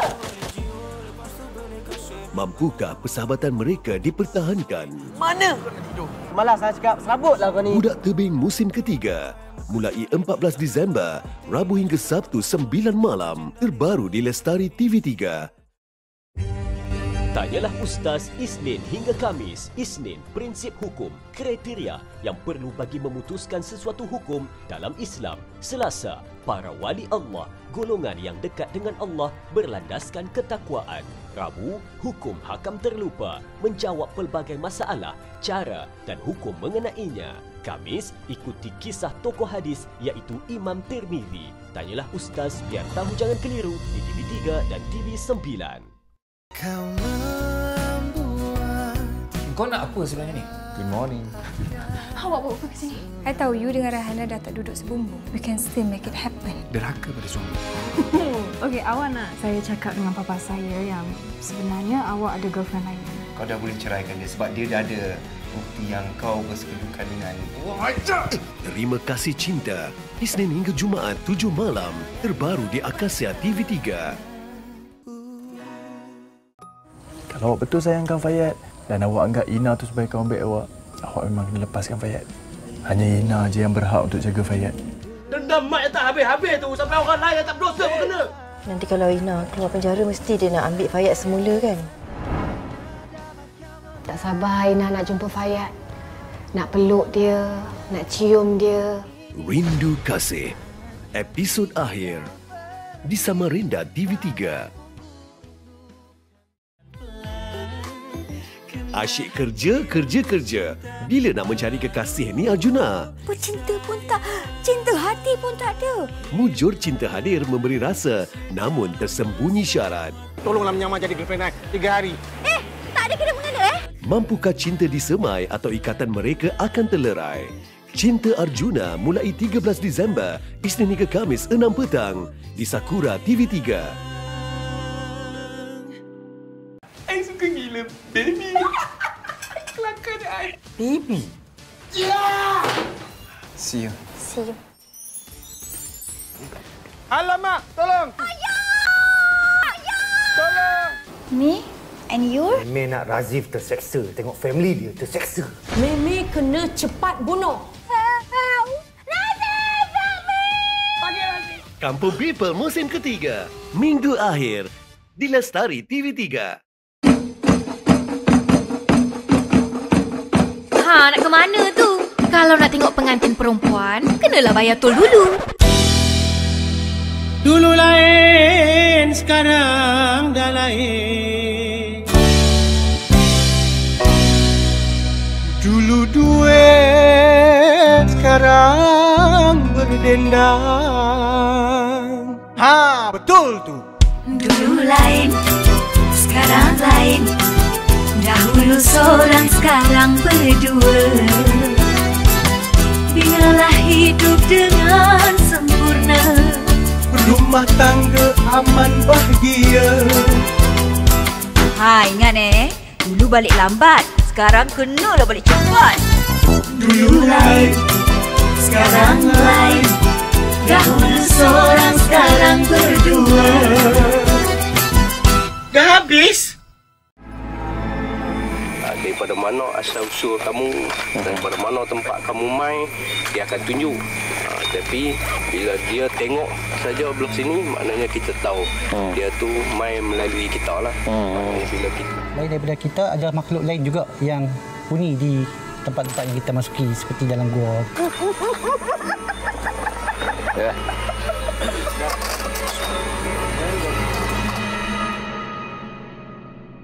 Awak down ke suara macam katak panggil hujan? Janganlah down. Ramai lagi yang vokal ke laut. Janji mic kita yang punya. Yang penting enjoy. Tengok si suara sumbang menyanyi. Bersama pengacara yang paling heboh, Eli Maslin dan pasangan juri Hazama dan Datuk Awi. Confirm korang gelak sampai tak cukup nafas punya. Dalam Sumbang Suara musim kedua. Setiap Sabtu 10 malam hanya di TV3. Apa ni? Lepaslah. Balik kampung. Jangan cari Sarah lagi.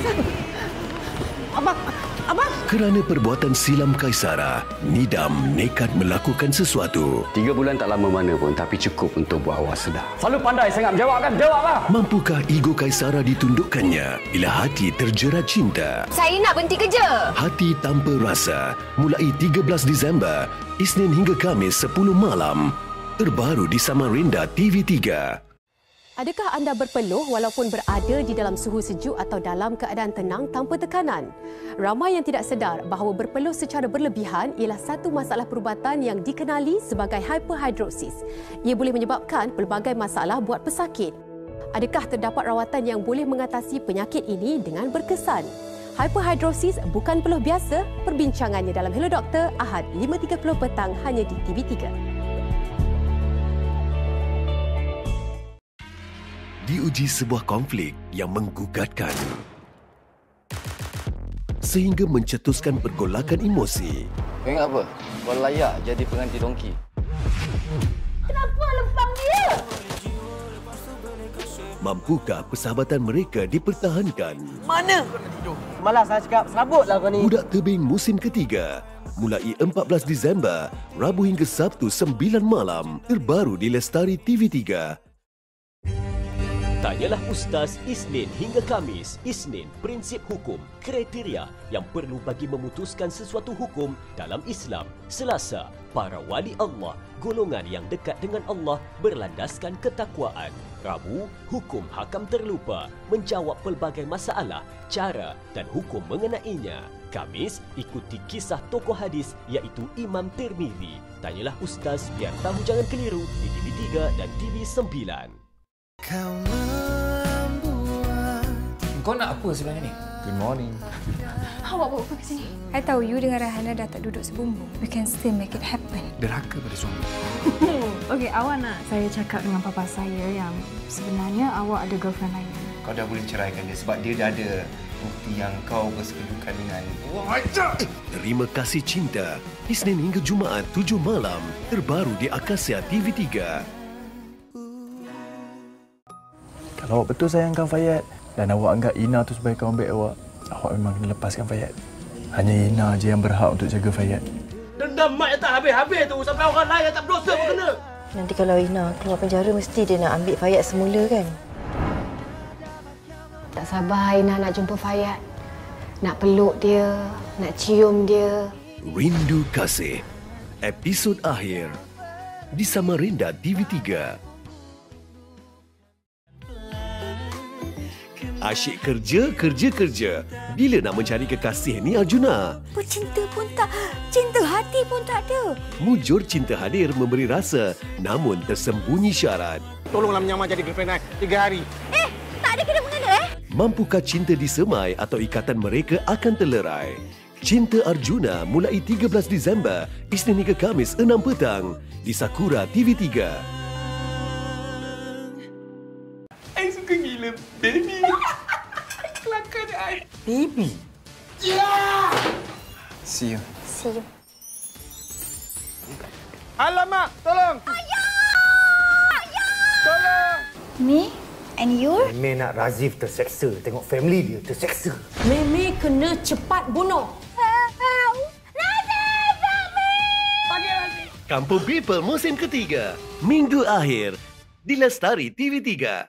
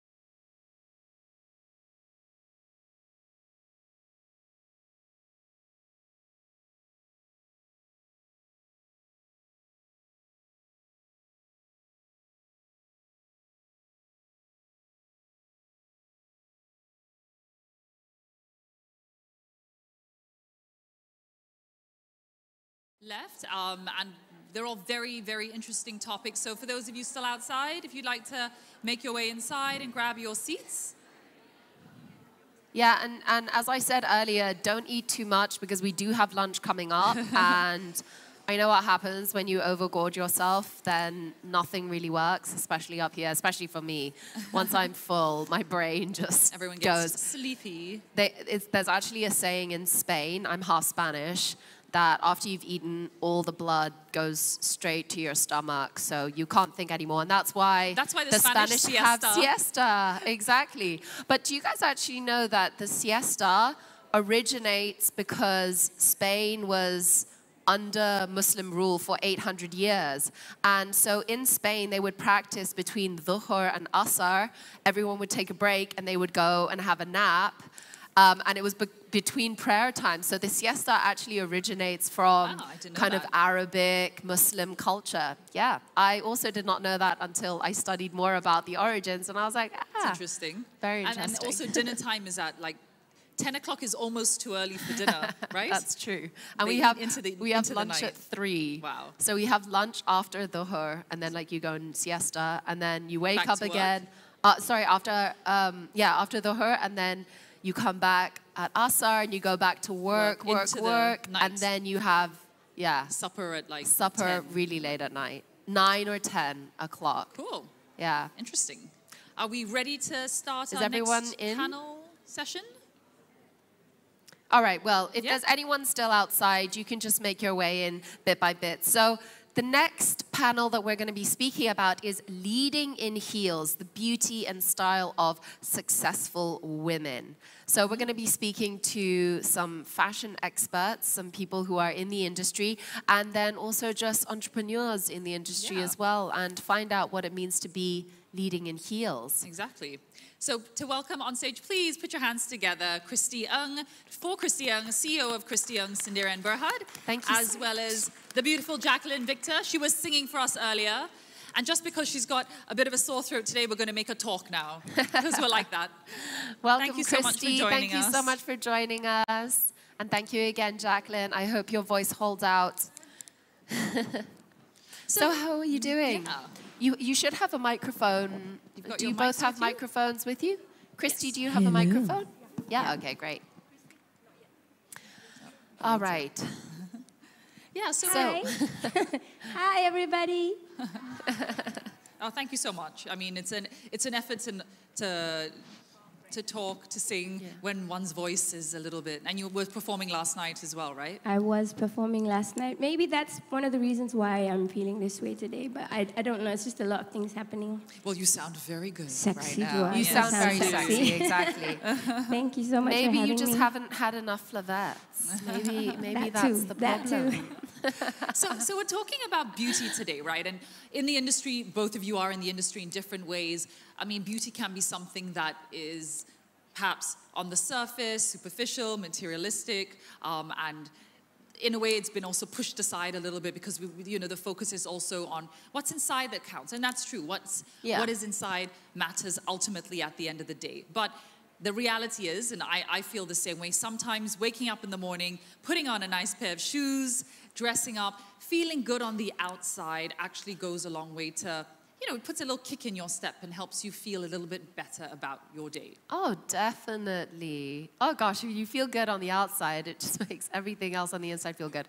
I can't tell you the number of times that I wake up and I just look at myself and I feel terrible. And then I just have a shower, I put on a little bit of makeup, and I'm like, wow, why do I feel so fantastic right now? Yeah. And it's crazy how those little changes make a difference. But what are some of your beauty secrets? Okay. Jacqueline. Yeah, Okay, we'll shall I start go with Jacqueline. first? Okay, so I'm going to share with you a little something which is a secret but should not be a secret. This little thing over here is amazing. I'm going to pop one right now because I think I need it. Yeah. Your voice has really been like holding on as hard as it can this entire morning. It's a pretty little pink thing. Just put it in there and have it. So that's one of the secrets. But I believe that skincare and everything is actually a commitment So we do the usual. So I have the routine like most people do, the cleansing, the toning, the moisturizing, and applying sunscreen and all of that. So that is a must. I also consume vitamin C every day, and I'm not just saying this, truly vitamin C, especially right now. So the reason I think I'm like this is because I was at war for 11 weeks in a competition that I had to, you know, and as soon as it was over, normal lah, you know what I mean? So vitamin C, and especially when you, I mean, we live in a very demanding and stressful world. So I think keeping your immune system up is a must. And of course, when you live in a stressful environment, then automatically it encourages premature aging and all that. We don't want premature aging. So vitamin C is very good. And so this is why I like Flavets, because it really, really complements and completes my beauty regime. Cheers, everyone.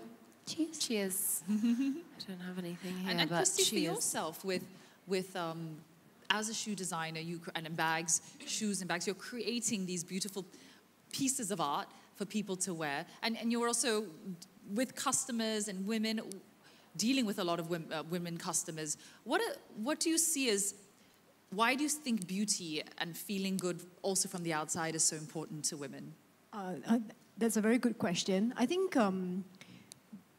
because feeling good inside out gives you self-confidence, you know, and as an entrepreneur, you know, I have to deal with many moving parts of the business every day, and I think my skin is very important because it's how I look on the outside. You know, when you look good, you feel good. Yeah, that's why I think keeping my having a very good skincare routine, and like what Jacqueline was saying, you know, having enough of vitamin C, you know, making sure that your skin is always moist,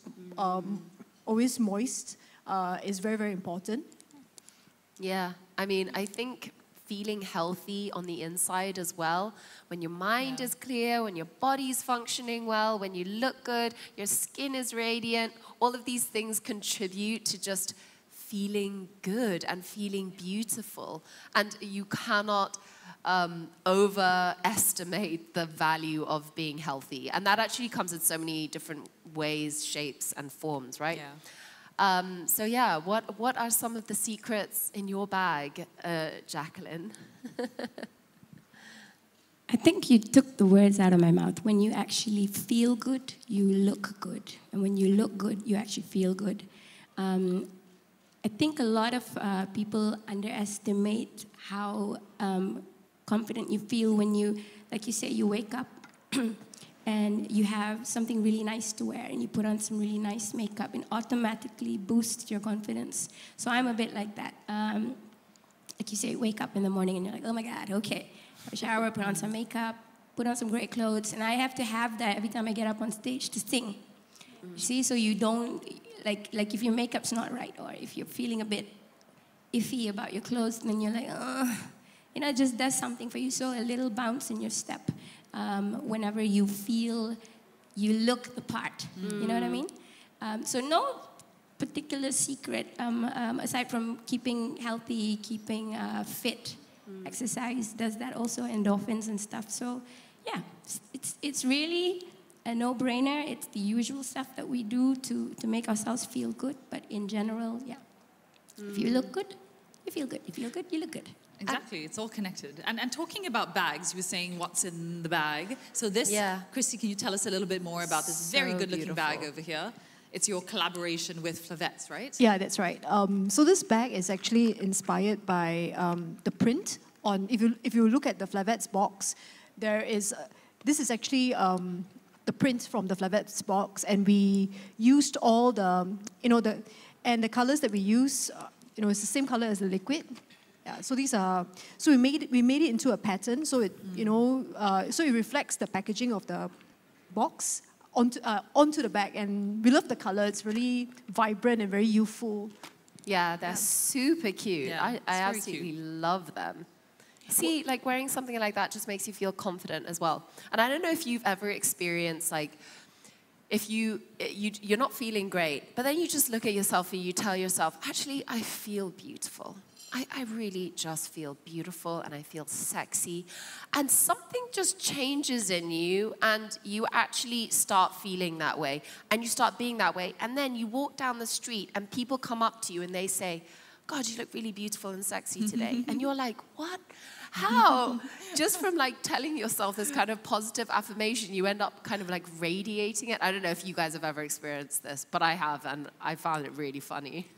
Well, it's funny because they say like, you know, that, and then that comes back to like shoes, right? When you put on a pair of shoes and you kind of step forward, it's that, it's the feeling, like you say, but then that physical step. It's always, I always feel it's what goes on in your mind, but then followed and coupled with actions that you take to, and that together actually, it boosts your confidence. It takes you that step further. But Christy, I wanted to ask you as well, what are some of the personal mantras, and Jack as well for you, what are personal mantras that you live by every day? Despite what's happening in life, is there a quote, a saying, something you do, a habit?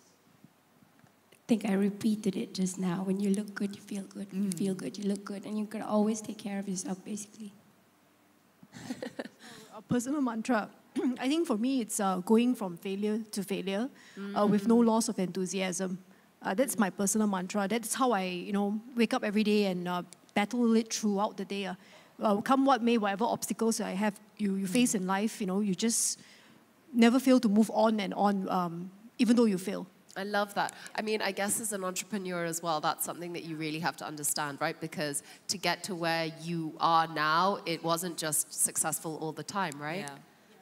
Yeah. It wasn't a walk in the park. It's not a bit of, it was never, there's a lot of ups and downs.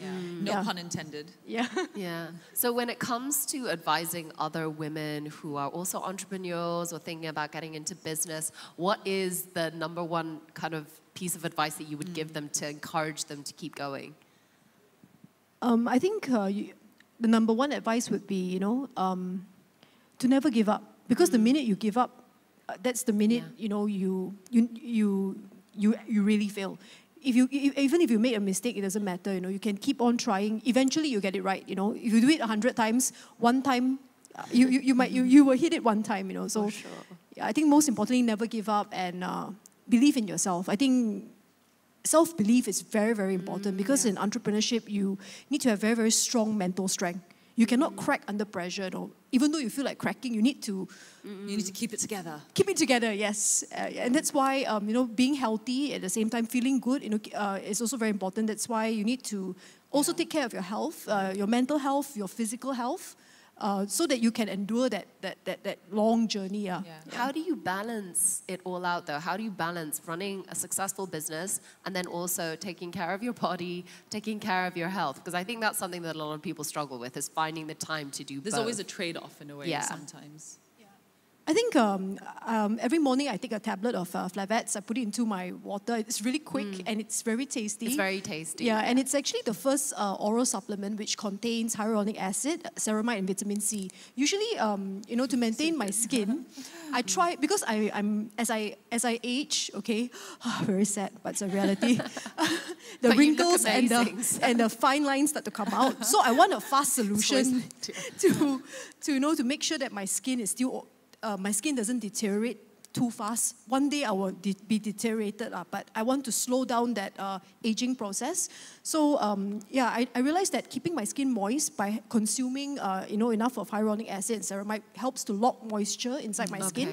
So even though I don't put makeup, my skin still looks shiny and supple. You have that glow. Have that glow, that doink doink. So that's very important for me. Wow. Yeah. So that's why this is fast because I'm a very lazy person. That's the truth. And I don't have time for a lot of things. Sometimes I don't even comb my hair to work. So this is fast and easy. Just throw inside the water and gulp it down. We like simple, easy to do, doesn't require much prep and thought. Yeah. Yeah. Wow, it's amazing that just like with one little thing, like it can do all of that, especially like keeping your skin like supple, because I think that's something that we all struggle with, is like hydrating your skin enough. Super important. And then we always think like, oh, we have to like apply moisturizer, but actually like putting something in. I think a lot of things come from within. Yeah, you have to consume it, drink a lot of water, do all the good stuff. Absolutely. Yeah. Well, we have a video we'd like to show you. I think this is of your bag collaboration with Flavets. Let's take a look.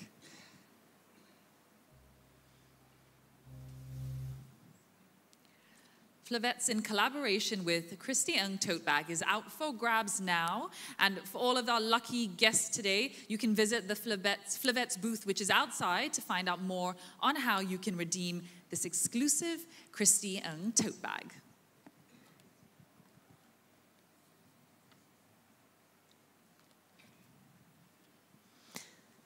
And so if any of you have any questions, we're talking about beauty. We're talking about beauty from inside out, looking good. As Jack said, looking good and feeling helps you feel good, and feel good helps you look good. Yeah. It's all connected.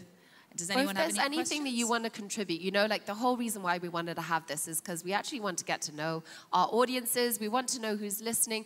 And just because you're not an expert in your field, it doesn't mean that you don't have your own wisdom and your own experiences and your own things that have helped you in your life that can maybe contribute and help to everyone else's life, even to our lives.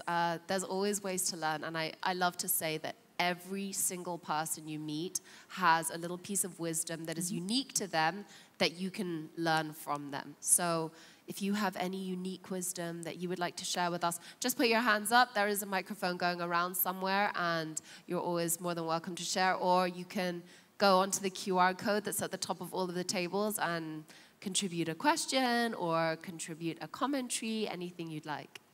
I'm more than happy to hear from you. Our ladies are very confident with their beauty, on the beauty subject. I don't need to know anything. I am where I need to be. Well, that's good. I mean, I know all of these conversations, they're interesting because as women, so many of us do suffer with like bad self-esteem and insecurities. And we have these moments where we look at ourselves and have this imposter syndrome feeling of like, who am I? And do I really deserve to be praised or whatnot, and things like that. And it actually is a big concern. So having small ways to kind of lift yourself up from those moments is important, I think. Absolutely. And any final words from our guests? To our friends in the crowd today. Oh, we do have a question at the back. Okay, we'll take that question.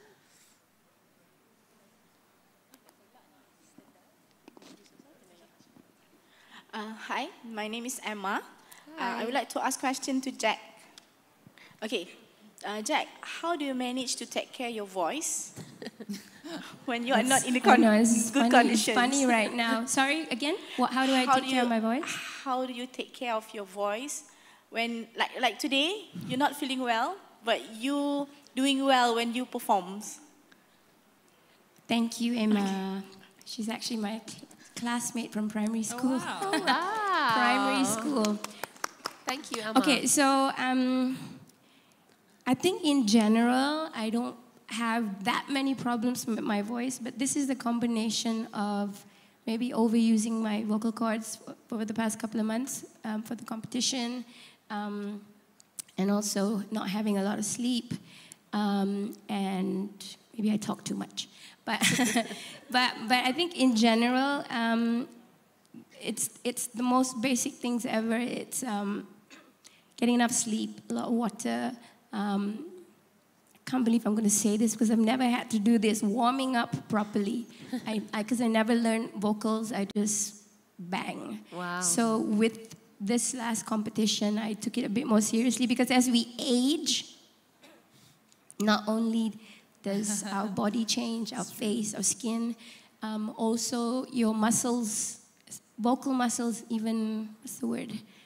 Kendur, that's what I heard. Kendur katanya. So I not having learned vocal techniques and everything, I started to try to do the most basic stuff, which is warming up and stuff. So this is a combination because my kids were not well. And I'm a night bird, so I'm just about to go to sleep at 5 o'clock. My mom knocks my door to say my daughter's making all these funny noises in her sleep because she can't really breathe. Aww. And that was it. I didn't sleep for like 2 or 3 days trying to sort her out. So it's all taking a toll on me. But thank you for asking the question, my dear. I mean, and I just have to say, like, it takes courage, confidence, right? Everything we've been talking about today to... This is your job, right? You sing. It's exactly. This is your job. So to be able to turn up, to show up even knowing that knowing that you're not at your best, and to perform for an audience, that says a lot. So thank you for being here today. Yeah. Thank you. Thank you. All right, well, we have time for one more question. And don't forget, we're not just speaking about beauty here.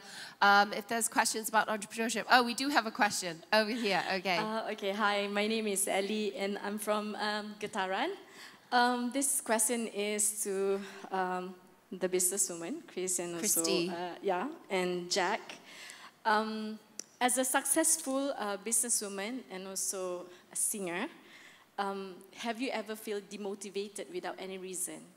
And how you guys overcome that situation? Good question. You said demotivated without any reason. Okay. Yes. To be honest with you, I'm usually demotivated if there's no money. That's a good reason. Yeah. But I understand how you feel. Sometimes I got mood swing and then I can be demotivated by I don't know what happens. So I just remember telling myself, okay, as long the sales are coming, got money in the pocket, no reason to be demotivated, think positive. And most important... That's called hormones. I think the most important thing, every time when I'm demotivated for any reason, I always remind myself my purpose, why I started this business, is because I want to produce really good quality products at affordable prices for everyone out there. When my customers like my products, when I look at their pictures on social media, and how good they look with the products that we produce, I instantly, I am remotivated. It's passion. Passion drives me. So if you are feeling demotivated for no reason, just remember, do what you love. Remember why you're here. What's your purpose, and don't worry, still got roof over the head, got food on the table. Don't worry, it won't be all that bad. The sun will shine another day. Amen. Thank you. Thank you. And maybe Jack, good just answer. to finish off.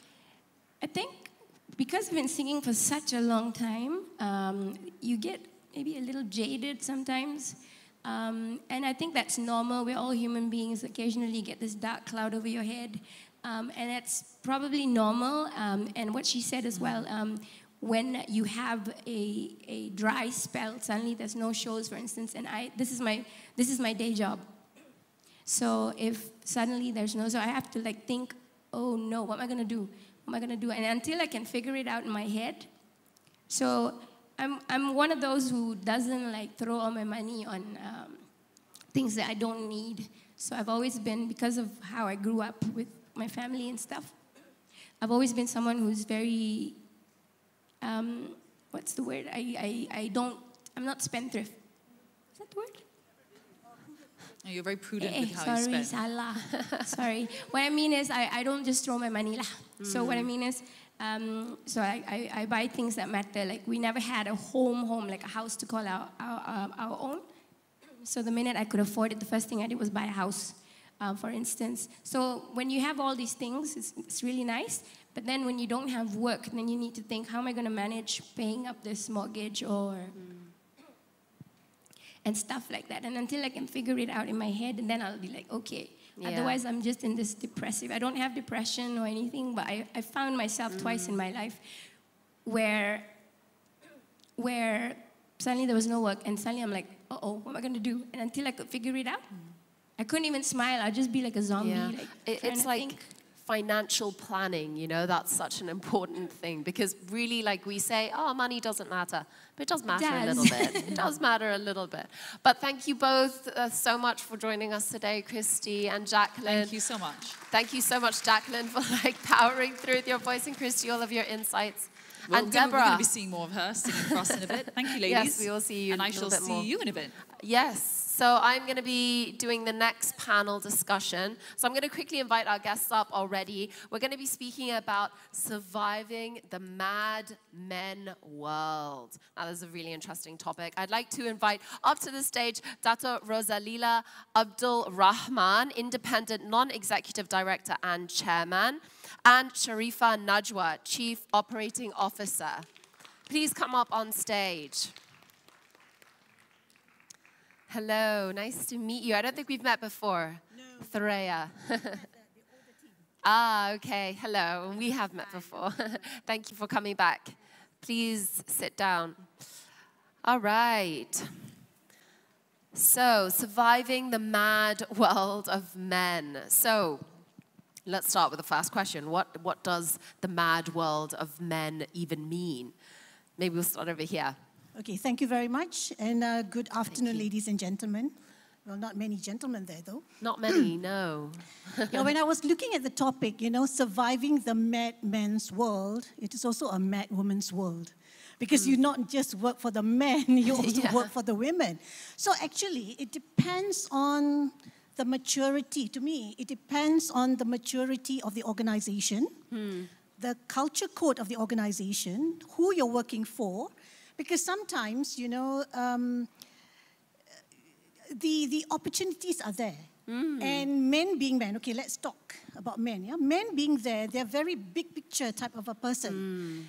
They do not want to get their hands dirty. They don't want to know the nitty-gritty. They'll talk to you, go and do this transformation, get it done.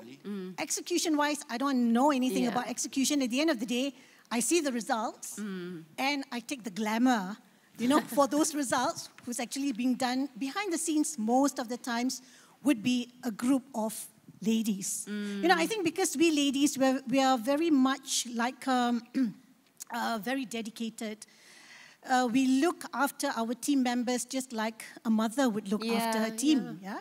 So you always care for your team members, and you will actually roll up your sleeves and get things done. Certainly. So I think in a broad picture, that's how it is.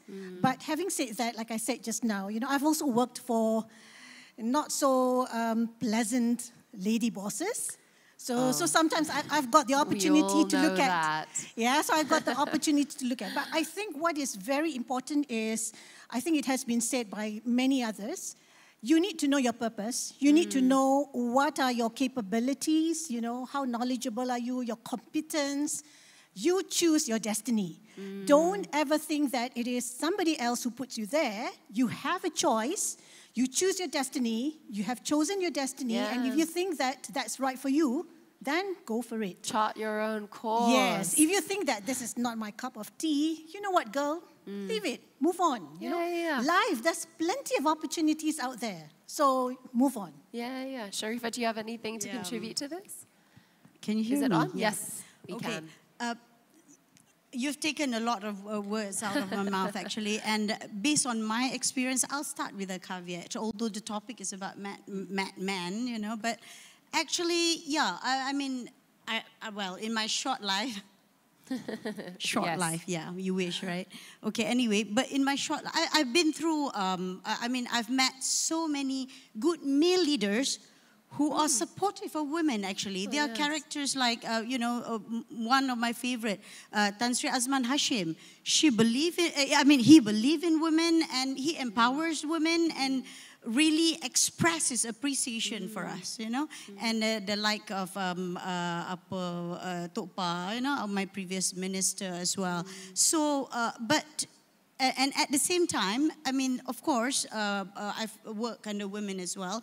And sometimes there are women, I have the experience of, I know you'll have question about that, and I'll, quote some example later.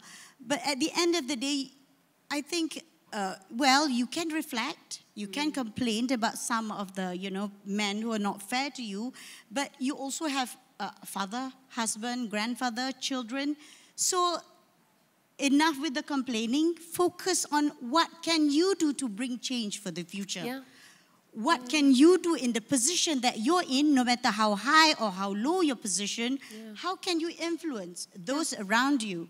I have 7 kids, 5 girls, 2 boys, all right? Oh my gosh. When I say, hey, I'm not going to disturb my staff on a weekend, to accompany me here, so I blast in my family group, my small family, yep. Who wants to, anyone interested to come with me? Guess what? My eldest son decided to come with me. I didn't force him to drive me. But very good. That's very brave of him. Oh, he's going to be mad at me. Yeah. But you see, because I'm very frank with him, when people are not, when the system's not being fair to you or whatever, tell your husband, tell your son, your husband who's also in leadership position or whatever, don't do this. It's not cool. They don't talk in front of you, they may talk behind you, you know, but influence those who matters around you, you know, and don't give up. Like, you know, sometimes when things don't go your way, it's easy to just throw in the towel. But, you know, so far, there's a caveat again, so far I decide to stay on because I'll do what I can to avoid this happening to other women. Yeah, no. And I'll say my piece when I have to, you know. And I mean, we often say this thing that, oh, it's a man's world and men dominate all of it. But actually, like women, we are a force to be reckoned with. Simply because we don't walk around in the same way that men do, showing power the way men do. We're subtle. We have a feminine power that is completely different. We can convince people to do things that they don't even realize we put the idea in their head. And that is the power of women. Understanding that our power comes completely different. It's not about shouting. It's not about exerting that we're bigger or more powerful. It's actually in our subtleness, in our cunning ways of doing things. But that is our own power, and that is an amazing thing to actually, number one, learn and identify that makes us different from men, and then cultivate it and work together with it. And so I think often we say, I mean, there's this beautiful quote which comes from my big fat Greek wedding, where the wife says, oh, the man may be the head, but the woman, she's the neck. And I thought, that's so true. It's so real. How many times are we able to convince people to do something, not by aggression, but just by nurturing even? And I think that's an important thing to understand. And really, if we can understand that as women, like we will also put ourselves in these positions of influence, but in a completely different power structure, perhaps. What do you say about this, Dada? Yes, exactly. But again, you know, it depends. I go back to different situations, needs different type of, what do you call that? Leadership, if you like, yeah? Because, yes, the approach should be, you know, very professional, objective, very open and transparent. I give a quick background of, you know, I've been working a big part of my life in multinationals. And being in multinationals, you know, you can speak out your mind, you can say whatever you want, because everybody is on equal footing. But the moment, you know, I work for a Malaysian company, it's very different. And that was when then I had to understand the nuances of, you know, running a local Malaysian company. And what more if it is a GLC, it's even, you know, the demands is higher because of you interact with different stakeholders. And therefore you need to understand what is the protocol, how do you speak to certain people, because sometimes you don't know, you know. You're so used to being very bold and you just speak out your mind. And in some of the meetings with certain stakeholders, they are very prompt and proper. So they don't like certain ways of, especially a woman, you know, speaking to them. So I had to learn the hard way. But I think what is interesting is, you know, when you go through that whole process, it's actually a learning cycle. Yeah, I was going to say, how did you learn to overcome it? And you learn to adapt. Yeah, because what is very important is, you know, you need to quickly learn and grasp it and learn to adapt. Of course, there were many times that you'll be told off. You know, some people, when they're told off, oh, I'll have to hide under the table. No, I think take it at your stride, and then you learn from it. So I was just telling Puan Sharifah, you know, there was one time where I had to be coached by an executive coach for me to speak out to certain ministers and stuff like that, because I just speak the way I want to speak, because that's how I'm brought up. But then over the years, then I learned that there will be certain ways, and you still can get it done, you know. So I think with time, with years of experience, you kind of mellow down, and it got me really frightened. Like right now, you know, I used to be very gung-ho about a lot of things. So now, as I age, and I said that, do I still have that, you know, do I still have that energy, you know, because I think you still need it. So you need to know yourself, and you need to strike the balance.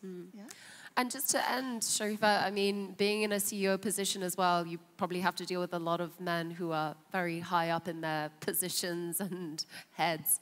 How do you deal with that as well, while still being able to maintain the respect needed from them? you see, the thing is, it's tricky when you, sometimes people make it sound like it's a feminism thing. Yeah. Actually, it's about propagating doing the right thing. And empowering women is just the right thing. It's not about a feminist thing, you know? It's just doing the right thing. Yeah. You see, and when you do that, when you, I mean, you know, when you believe in that, you just have to be yourself, actually, because the beauty of diversity, the different, I mean, it's not about me powerful than you, I'm right, you're wrong, or whatever, but it's about filling the gap and complementing each other rather than fighting against one another, you know. So, you see, I mean, that's the way I see it, and sometimes it's true. What Dato' said is true, actually. Sometimes they don't like you telling, I mean, actually, you have to tell yourself and sometimes remind them that, look, it's not me against you. Say, I'm reminding you about compliance to certain, you know, integrity provision or governance, you know. Okay. It's about us discussing about doing the right thing. You know, at the end of the day, it's not about you, it's not about me. It's about us working together to do the right thing. This is why you are in a CEO position, because of this ideology. CEO position, it's because of this ideology, you know, collaboration. Having said that, I'm not, I mean, I agree to speak not to be superficial or whatever. It's tough out there. There are times now, I don't want to be annoyingly optimistic. Because things are hard. Optimism. There are times when doing the right thing seems to be very difficult. You look at everyone in the room, they will nod and think of some experience that they face of how hard it is to do the right thing. Sometimes you have, am I the one being difficult? Yes, you are the one being difficult, trying to do the right thing sometimes. But does that mean you need to give up? If everyone give up on their ideals, what's going to happen? You're right, you know? You're right. Even if you're the last person in the room, you know, encouraging other people to do the right thing, be it. Do it. I mean, some people say, you know, you can't beat them, join them. Never. No. Why would you do that? No. Amazing. I love that. And I love the fact that you're in such a high position. You also have 7 children and you've just balanced this motherhood and working life. I think when it comes to Malaysian women, that's one of the things that I am most astounded by, is that I meet all of these amazing women in high position, experts in their field, and then they're like, oh, and I've got 5 children at home. I'm like, wow. I mean, I meet amazing women in Europe, but none of them have kids. And there are these like beautiful women who are also mothers at the same time, and I just find that so amazing. Anyway, we're gonna go to some questions from the audience. So again, if anyone would like to ask any questions, just put your hands up. I'd love to hear from any one of you, or again, put it into the QR code. I actually think we have one from the QR code over here. So how do you deal with your conservative boss, Dato'? Well, first of all, I think you have to be very objective about, you know, the topics or your perspective, yeah? Because if your boss is very conservative, the next thing they want to do is to talk to a lady and to get advice from a lady.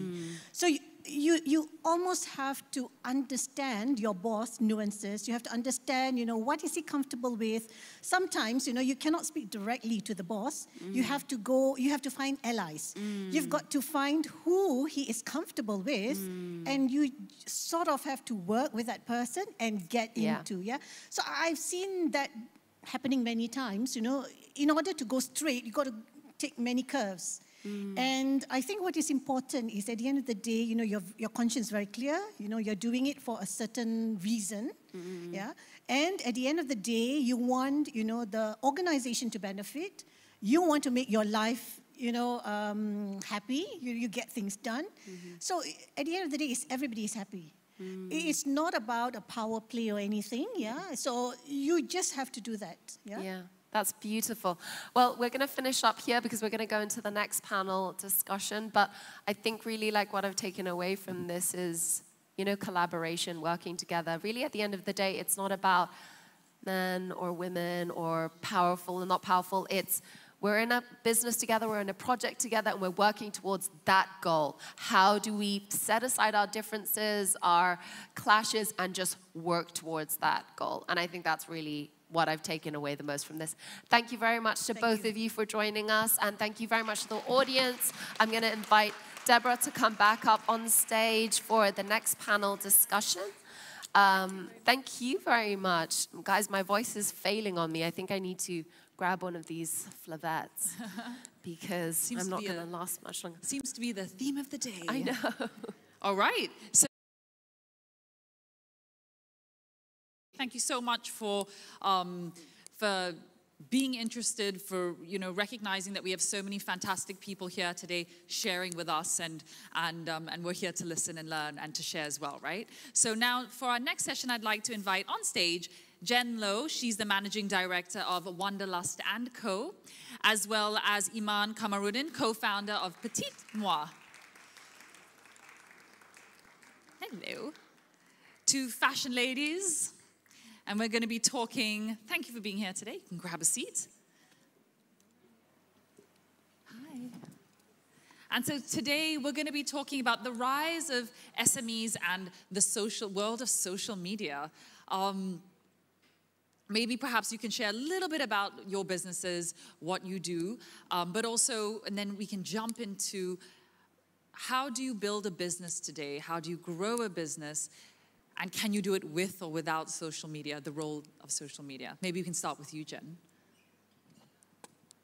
Good afternoon, everyone. Thanks for sharing your Saturday with us, and Deb's especially excellent hosting as usual. Thank you. Very happy today. My name is Jen Low. I'm the founder and managing director of Wanderlust & Co. And for those of you who don't know the brand, Wanderlust & Co. is actually a fashion jewelry brand, which I started 12 years ago in my bedroom. And today, 12 years later, we have 3 offline stores with more omni-channel plans to come, and we ship globally across the world. 70% of our sales are actually outside of Malaysia, and we ship to more than 100 countries globally every single day. Fantastic. Hello, good morning, everyone. I'd like to say thank you first for having me today. It's truly an honor.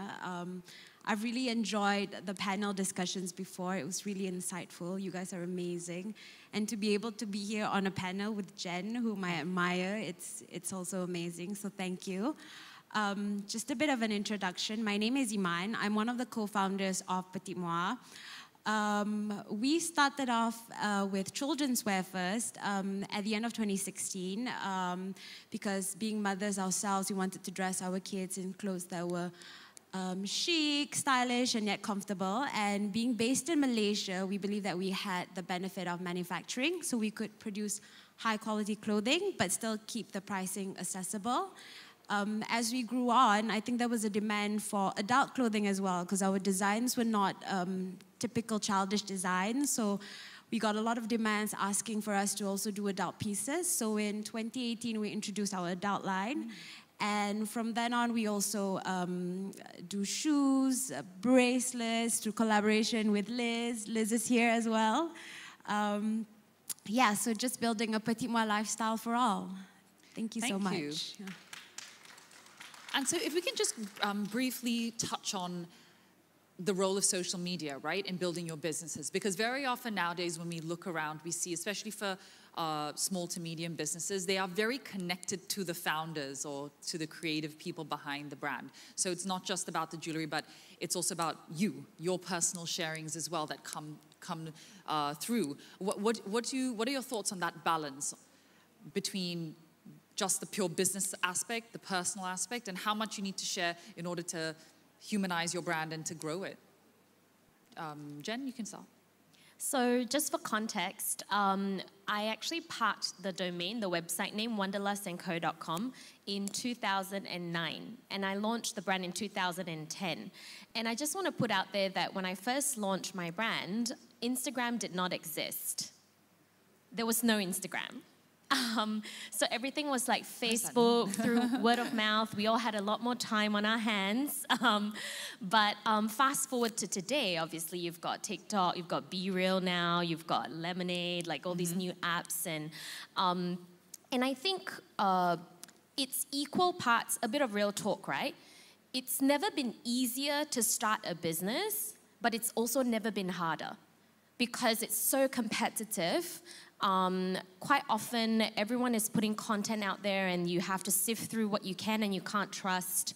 So it's a whole bunch of things which muddles, I guess, consumer perception because consumers used to be able to go online and trust pretty much everything they see, whereas these days with paid influencers, you know, there's a lot of noise out there, right?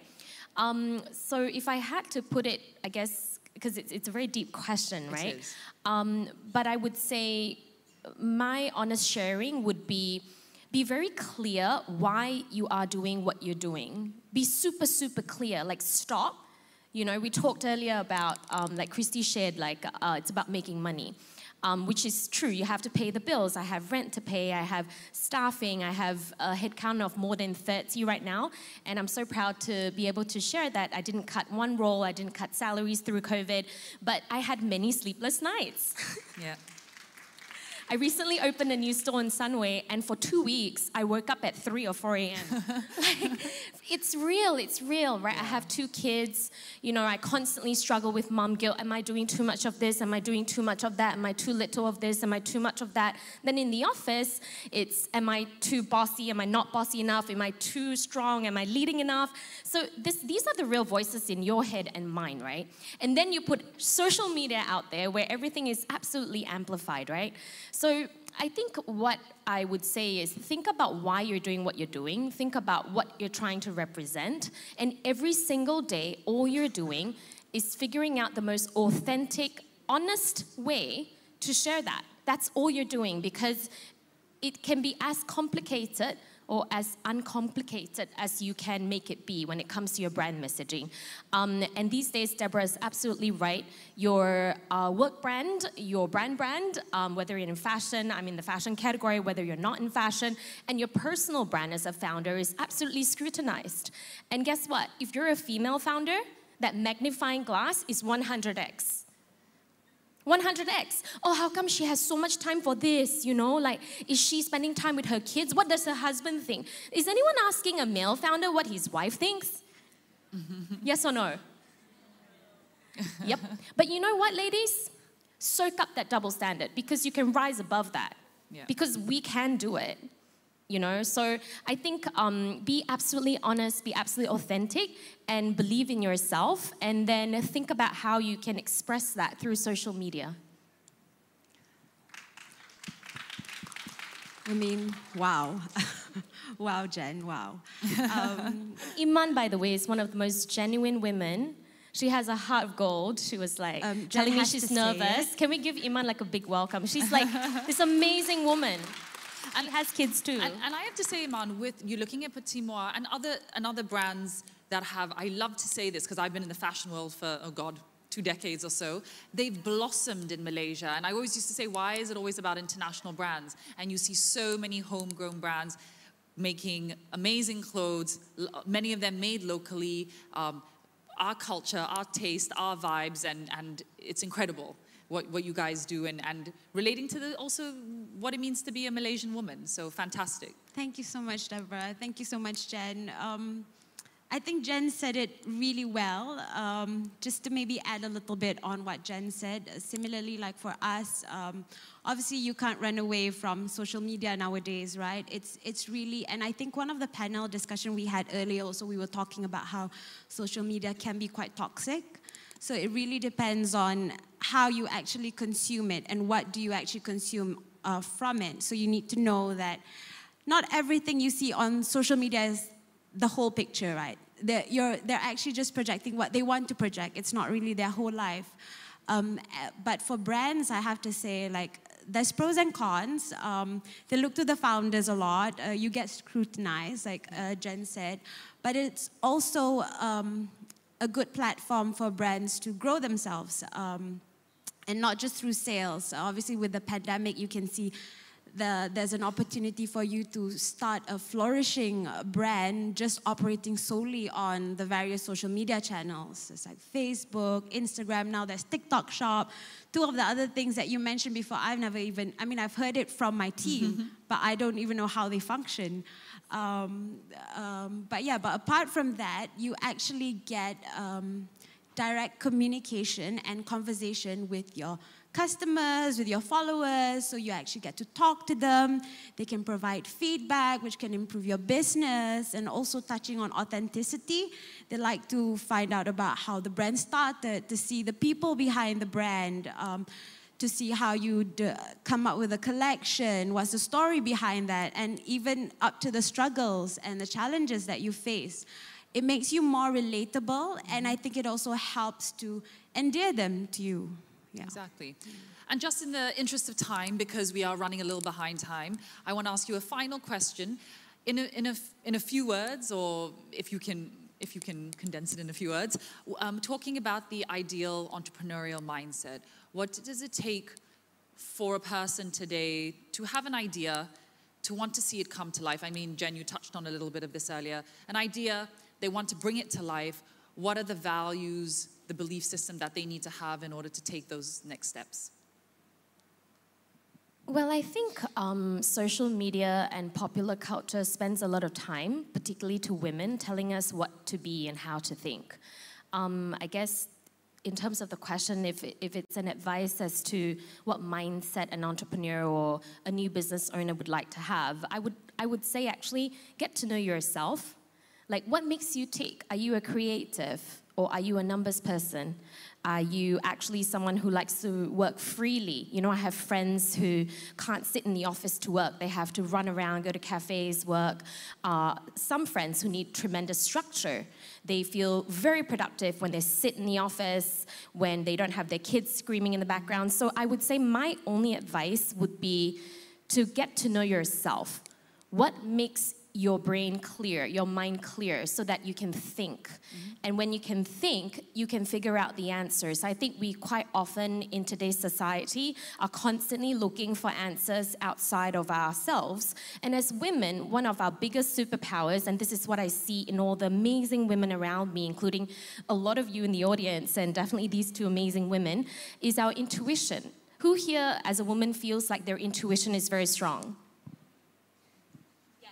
Right? So we were made, I guess, by the universe to be mothers, you know, like to give. And even if you don't have children, within our communities, within our families, to our parents, we're givers, right? We feel the energy. So I would say my advice is get to know yourself, understand what's important to you, understand what makes you function. Stop looking outside at what works for someone else, because what works for them might not work for you, right? We've all had managers who flourish managing other people a particular way, then we try to mimic it, then we end up with all this imposter syndromes. We need to go to therapy, we need to read 5,000 books to fix ourselves, when the answer's inside you all along. Like, you've known all along what you're like as a person. Society tells you to be something else. Don't be something or someone else. Be yourself. Thank you, Jen. And just very quickly, Iman. I think Jen explained it very well. And I think she touched on about whether the entrepreneurial lifestyle is even for you. So maybe I'll just mention a little bit about if you decided to venture inside the entrepreneurial lifestyle. So I think, I mean, usually perseverance is key, obviously, but also, again, you want to understand what is your raison d'être, your reason to be. So what actually motivates you to go into this entrepreneurial life? What motivates you? What is your reason to continue? It could be it's your passion. It could be supporting your family. But once you know that reason, then that will actually help you to continue, especially during the challenging times. Yeah. Perfect. Thank you so much, ladies. Thank you so much, Jen, Iman, for being with us today. A big round of applause, please. Thank you. Thank you. And now finally, our last session for the day. Thanks, ladies. Thank you. Lovely to meet you. Thank you. Hopefully we can chat a bit later on. And now our last session of the day. Surviving the world of marriage. We're gonna Can you hear me? Okay, and great. end with this bang of a topic. I don't know if I should even use that word. I actually Over requested to you. I'm going to hand it over to her. to panel this topic because I find it very interesting. All right, so to help me speak about surviving the world of marriage, not that I'm even married or even close to being married, I'm still very much single. So ladies and gentlemen out there, if you know any good-looking single men, please throw them in my direction. I'd like to invite up to the stage again Jacqueline Victor, because her voice obviously has not had enough use for the day. We're going to give her another panel. And then I'd also love to invite up to the stage Elizabeth Lee Young to please come and speak about this topic. Guys, my voice is also just dying. I've down some flavettes sitting down there, so hopefully it kicks in the next 15 minutes. Well, thank you so much, ladies. You both have your microphones over here. All right, so a very interesting topic, surviving the world of marriage. And I did request to panel this topic because I find marriage such an interesting subject nowadays. Well, let's just start off. What does it take to go through a marriage? How has your marriage been? What would you say are some of the key things that you've learned from being married?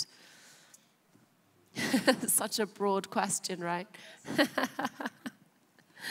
I think marriage is an illusion. Essentially, everyone goes from a relationship thinking that marriage is going to solve everything that's, going to be a magical marriage. But when you go into it, you actually start realizing all the issues that you've had in your relationship, it's heightened, it's highlighted, it's kind of amplified because you don't really want, you want to be happy, but what are you giving? What is your husband giving you? Are you being heard? Are you feeling whole? Are you coming to the table with him and coming up to a greater being together? Yeah. But if you're not getting heard and you're not getting whole, how do I have a deeper connection with him? So with a deeper connection, for me, it's actually being in love. That love. What is love? The value of love. And every person's value of love is completely different. My value of love, when someone asks me, what's your love language? I was like, it's surely gifts. Obviously, I love gifts. Who doesn't love a gift? But then when I took the test online, I was like, that only equates to 5% of my love language. So if I went to Ben and said, my love language is gifts, he would have bought me 100 gifts. I'd be in a cave of gifts, but that's only 5% of my cup. How about the rest of it? I'm not fulfilled. 70% of my love language is actually intention of actions. So if I'm stressed, he comes to me and he makes me a coffee. He talks through my problems. He understands my struggles and we work together. That's what I find love. That's my vision of love. What is his love language? His love language is literally physically me being there, sitting next to him. He loves affirmations, praises. And I thought that was really bizarre because I don't need that. Because he's such a secure man. Why would he need affirmations? And then when I started to dig deeper, I realized as a female, I go to my mother, I go to my sister, I go to my friends, and they're like, hey, you look beautiful, you look gorgeous. But when do you ever see a man go to another man men don't have and that say, at all. hey, bro, you look great. I really like that suit on you. Never. Yeah. And it's amazing when I do give that little compliment to him, his little jump in his step completely changes. And that's his love language. But not everyone's love language is exactly the same. No, and that's so true because when I understood about love languages as well, I was like, wow, people actually do perceive things so differently, and your way of expressing love may be so different to the way that they are expecting to receive love. And Jacqueline, I mean, now let me pass this question over to you. You've been in a marriage before. What have you learned from it? Or what would you maybe do differently next time? I was going to say it was pretty ironic they chose me for this topic, seeing that I'm divorced and then I do a mic drop. Okay, what would I do differently? Okay, let me just speak in general what I understand about what a marriage should be. A marriage is a communion of two people coming together with a lot of honesty, communication, love, of course, and all that good stuff. But for whatever reason, sometimes, no matter how hard you work at something, it just doesn't work out. Although we're not here to discuss why it doesn't work out. So what I would do differently, I suppose, and we all grow from things that happen to us every single day. You know, we just take from what has happened, hopefully, and learn from it. And in order to make yourself better when you're in a position, hopefully, when I get married again. InsyaAllah. When I get married again. Sorry? You go, girl. I know, right? Like, thank you. Oh, thank you. I think it's maybe work a little bit harder. Not that I wasn't working hard before, but I think it takes, it does take a lot. So you're not just dating someone where you don't like the person anymore and you walk away. However much you try to make a marriage work sometimes, and in my case, it was just beyond. And I've never really had to speak about this so openly, and I'm on YouTube. I don't know how many gazillion people are watching this. You're only speaking on camera, don't worry. So what I'm trying to say is it takes a lot of understanding, because there are things that you maybe find out about someone that you don't like. And this is in no relation to anyone. I'm just saying it quite generally. It really is a lot of understanding, a lot of patience, honesty. It's, I think, responsibility. I'm quite liberal in that sense. Like I take 50% of the load, or I like to think that I do, or even more sometimes. Maybe I shouldn't do more, but sometimes. And I think women today are so strong that they can do anything and everything, and they will do it, even if they're on their own. Especially if they're on their own. So I've seen so many women out there, including my mom. My dad passed when I was really young, so she was left with 4 children under the age of 10. And no money, no house of your own, no nothing, and she had to bring us all up. So I think a woman is so strong, and whatever you need to do, you will just do it, you will find a way to do it. And that's what I strive to be today. So true. I have 2 children, 7 and 5, and it's not easy, but you just got to get on with it at the end of the day, right? That really is it. So if I was to get married again, I think it's not wrong to expect somebody to be responsible like you are. Like bring 50% of whatever it is forward, you know, put it on the table. Yeah. And that's across the board for everything. Don't you think so? I do, but at the same time, I still believe that your 50% will always keep changing, and that comes into communication with your husband. As much as you say, I'm going to bring in 50%, that 50% might change, and his 50% might be completely different. That's true. The person that I was when I first married Ben is a completely different person to the person that I am today. My needs, my wants, what makes me feel whole. And if I don't communicate that with my husband, he will never know. He's not a mind reader. And if I need a little bit more help, and that's okay for me to ask for that help. It doesn't make me less of a person, it doesn't make me less of a woman. But I do believe that it is a partnership. It's about finding that spark back together. Because when you first start a relationship, your spark is amazing. You love having those texts that get sent over to you. I can almost understand why people, and this is terrible to say, but have affairs, because you get that excitement of maybe wanting that attention. But it's your choice, it's your decision to re-put that energy back into your relationship, back into your husband. When was the last time that you gave that attention to your husband? Did you have that little, you know, cheeky message when you started in the relationship today? Yeah. And most of the times it's like, not Small really. Things, right? You kind of neglect it because you're married. Just because you're married doesn't mean that you can neglect it. He's not always going to be there. So I want to ask, because I feel like this is something that is becoming more and more prevalent, especially in my generation, is an aversion to marriage. I hear more and more women of my generation and then younger women saying, actually, I don't really know if I want to get married. I don't really know if I believe in marriage.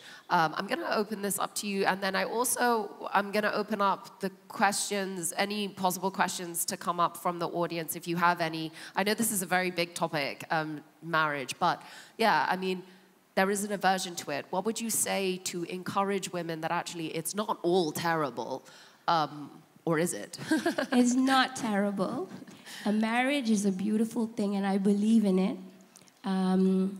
Like I say, it's unfortunate, but it all comes down to communication. So addressing the issues that you have, if you're happy about something, if you're unhappy about something, and it's always igniting that spark. Totally believe in all of that. So for those of you, I think it's a big step, though. I mean, it's not something you take lightly, like, I want to get married, and then, oh, maybe I shouldn't have done that. So it is indeed a big step, and especially when you bring children into the world and stuff. Yeah. There's just so many things going around that I think you really need to be ready. Don't just jump into something because it seems all great at the time, because marriage is constantly working at it. It's a responsibility. You know? It's a responsibility Yeah, it as well. It's not just buying, a sandwich at the grocery store, like picking the person. I mean, they say it's one of the most important life decisions you're ever going to make is the person that you marry. What do you have to say to encourage women? I don't think marriage is actually for everyone. Okay. Not everyone might be ready for marriage, because marriage is a commitment. It's you coming to the table and realizing, okay, this is my relationship and I want to go to the next level. But some relationships are perfectly fine. They're perfectly happy. And you can live in harmony like that as long as both of your needs are met. Because once you get married, a lot of people forget, they neglect. And they realize, okay, I'm in this happy, cohesive marriage together, and now I can think of something else. I can think of my children. I can think of my work career, and they're just going to be there. Marriage always, should be a #1 priority in your life, constantly, every day, choosing each other to want to be better together, to highlight each other, and kind of be each other's cheerleaders. That's a great, thank you. And don't take each other for granted. Like you say, once you're married, your focus sort of shifts. So we tend to take each other for granted, thinking, oh, I'm married to him, he's not going to leave, or she's not going to leave. So I think it's never taking each other for granted. It's like all of the things you guys have mentioned already is like communication, being responsible, and then just putting the time and the effort into that relationship. I'm listening to all of this and I'm absorbing it because I hope to be married one day. If you guys throw good potential suitors in my direction, I will let you guys know. So thank you so much for all of this advice. We're not actually going to go to a Q&A. In fact, I'm now going to ask Jacqueline to spare the last few moments of her voice to sing for us. And she's going to be singing Unstoppable. So I'm not going to be actually, because I don't think I'll be able to. I'm going to actually do Valerie. It's an easier song. Can I do Valerie for you guys? Amy Winehouse? Is that okay? Great. I croak for you. All right. Elizabeth, thank you so much. Thank you so much, Can I ask you guys to Jacqueline, help as me? well. Like, seriously, grab your phones, look for the... All right, do we have everything? Thank you, everybody. The words of Valerie. And please sing with me. Tolong ya. Go easy on me. I cannot do that song for you. All right, here we go.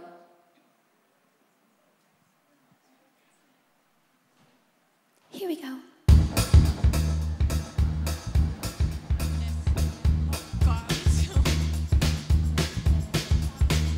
Well, sometimes I go out by myself and I look across the water, and I think of all the things what you're doing, and in my head I paint a picture. Since I've come on home, well, my body's been a mess, and I miss your ginger hair and the way you like to dress. Won't you come on over? Stop making a fool out of me. Why don't you come on over, Valerie? Valerie, Valerie, Valerie. Did you have to go to jail? Put your house on up for sale. Did you get a good lawyer? I hope you didn't catch a tan. Hope you found the right man who will fix it for you. Are you shopping anywhere? Change the color of your hair. Are you busy? Did you have to pay that fine? You were dodging all the time, are you still? Yeah, baby, come on. Since I've gone home, well, my body's been a mess. Yeah, I miss your ginger hair and the way you like to dress. Won't you come on over? Stop making a fool out of me. Everybody sing, Valerie. Valerie. Valerie. Valerie. Well, sometimes I go out by myself and I look across the water, and I think of all the things what you're doing in my head. I paint a picture. Since I come home, well, my body's been a mess. Yeah, I miss your ginger hair and the way you like to dress. Won't you come on over? Stop making a fool out of me. Why don't you come on over, Valerie? Valerie. Valerie. Valerie. Valerie. Valerie. Valerie. Valerie. Why don't you come on over, Valerie? Thank you so much, ladies and gentlemen. Thank you. Applause for Jacqueline Victor, guys. You've been Thank a star. you so much. 2 songs, 2 panel discussions. Thank you so much. And Thank I pray you. you don't completely lose your voice today and you get better. Thank you so much. I mean, the fact that your voice is dying and you sound like that is just incredible to me. Thank you so much, Jacqueline. And thank you so much to everybody that has been a part of today. So, yes.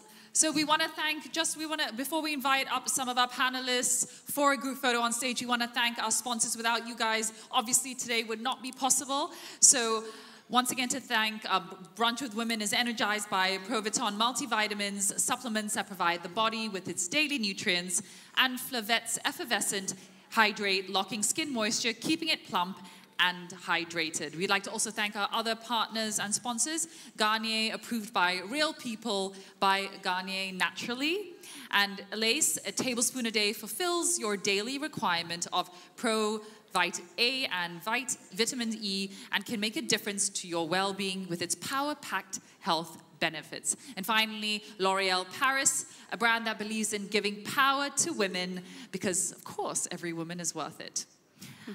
Yes. All right, so now I'd like to invite up all of the panelists to come and take a picture. I'd also like to invite all of the producers and bosses to please come up here on stage, the hosts, of course, as well. Yes. Already here. Or anyone who was on the panel, everyone who was on stage, you to please come up. join us we want again. to just take one nice picture for the press. Please come up here on stage with us. Quickly before my voice completely dies on us. And photographers, if you'd like to get your cameras ready, anyone who wants to take photographs, you can make your way to the front. Hello. Thank you so much, ladies, for taking the time to be with us Saturday morning. Please come in, all the panelists in the middle. Thank you so much. Is that everybody? Do we have all of our panelists? Elaine, are you coming up as well? Our team, our producers. Yes, Said, please come up. And of course, guys, just a reminder as well, if you have, especially after today, if you have ideas, topics, themes, anything that you want us to talk about on our next season 3, or if there's an individual you want us to feature, please write into us and let us know. Also, if you're posting any pictures, can everyone take a step forward, please? Brunch with Women Talk, just so that we can see the pictures later on. Come forward. Oh, who? Sorry? Do we fit? Oh. All right. I think we stay here. I know, I feel like I'm the just so giant that here. we're like in the middle a bit. Thank you so much, ladies. I thoroughly enjoyed your panel session. Oh, whoops. Forward. Okay. Okay. Should we stand a little bit sideways so that we all fit in? We can stand slightly to the side, angle our bodies to the side so we can all fit in. Sideways. Plus, it makes us Right. look, you know. Look a little slimmer. Suck it in. All right. Big smiles.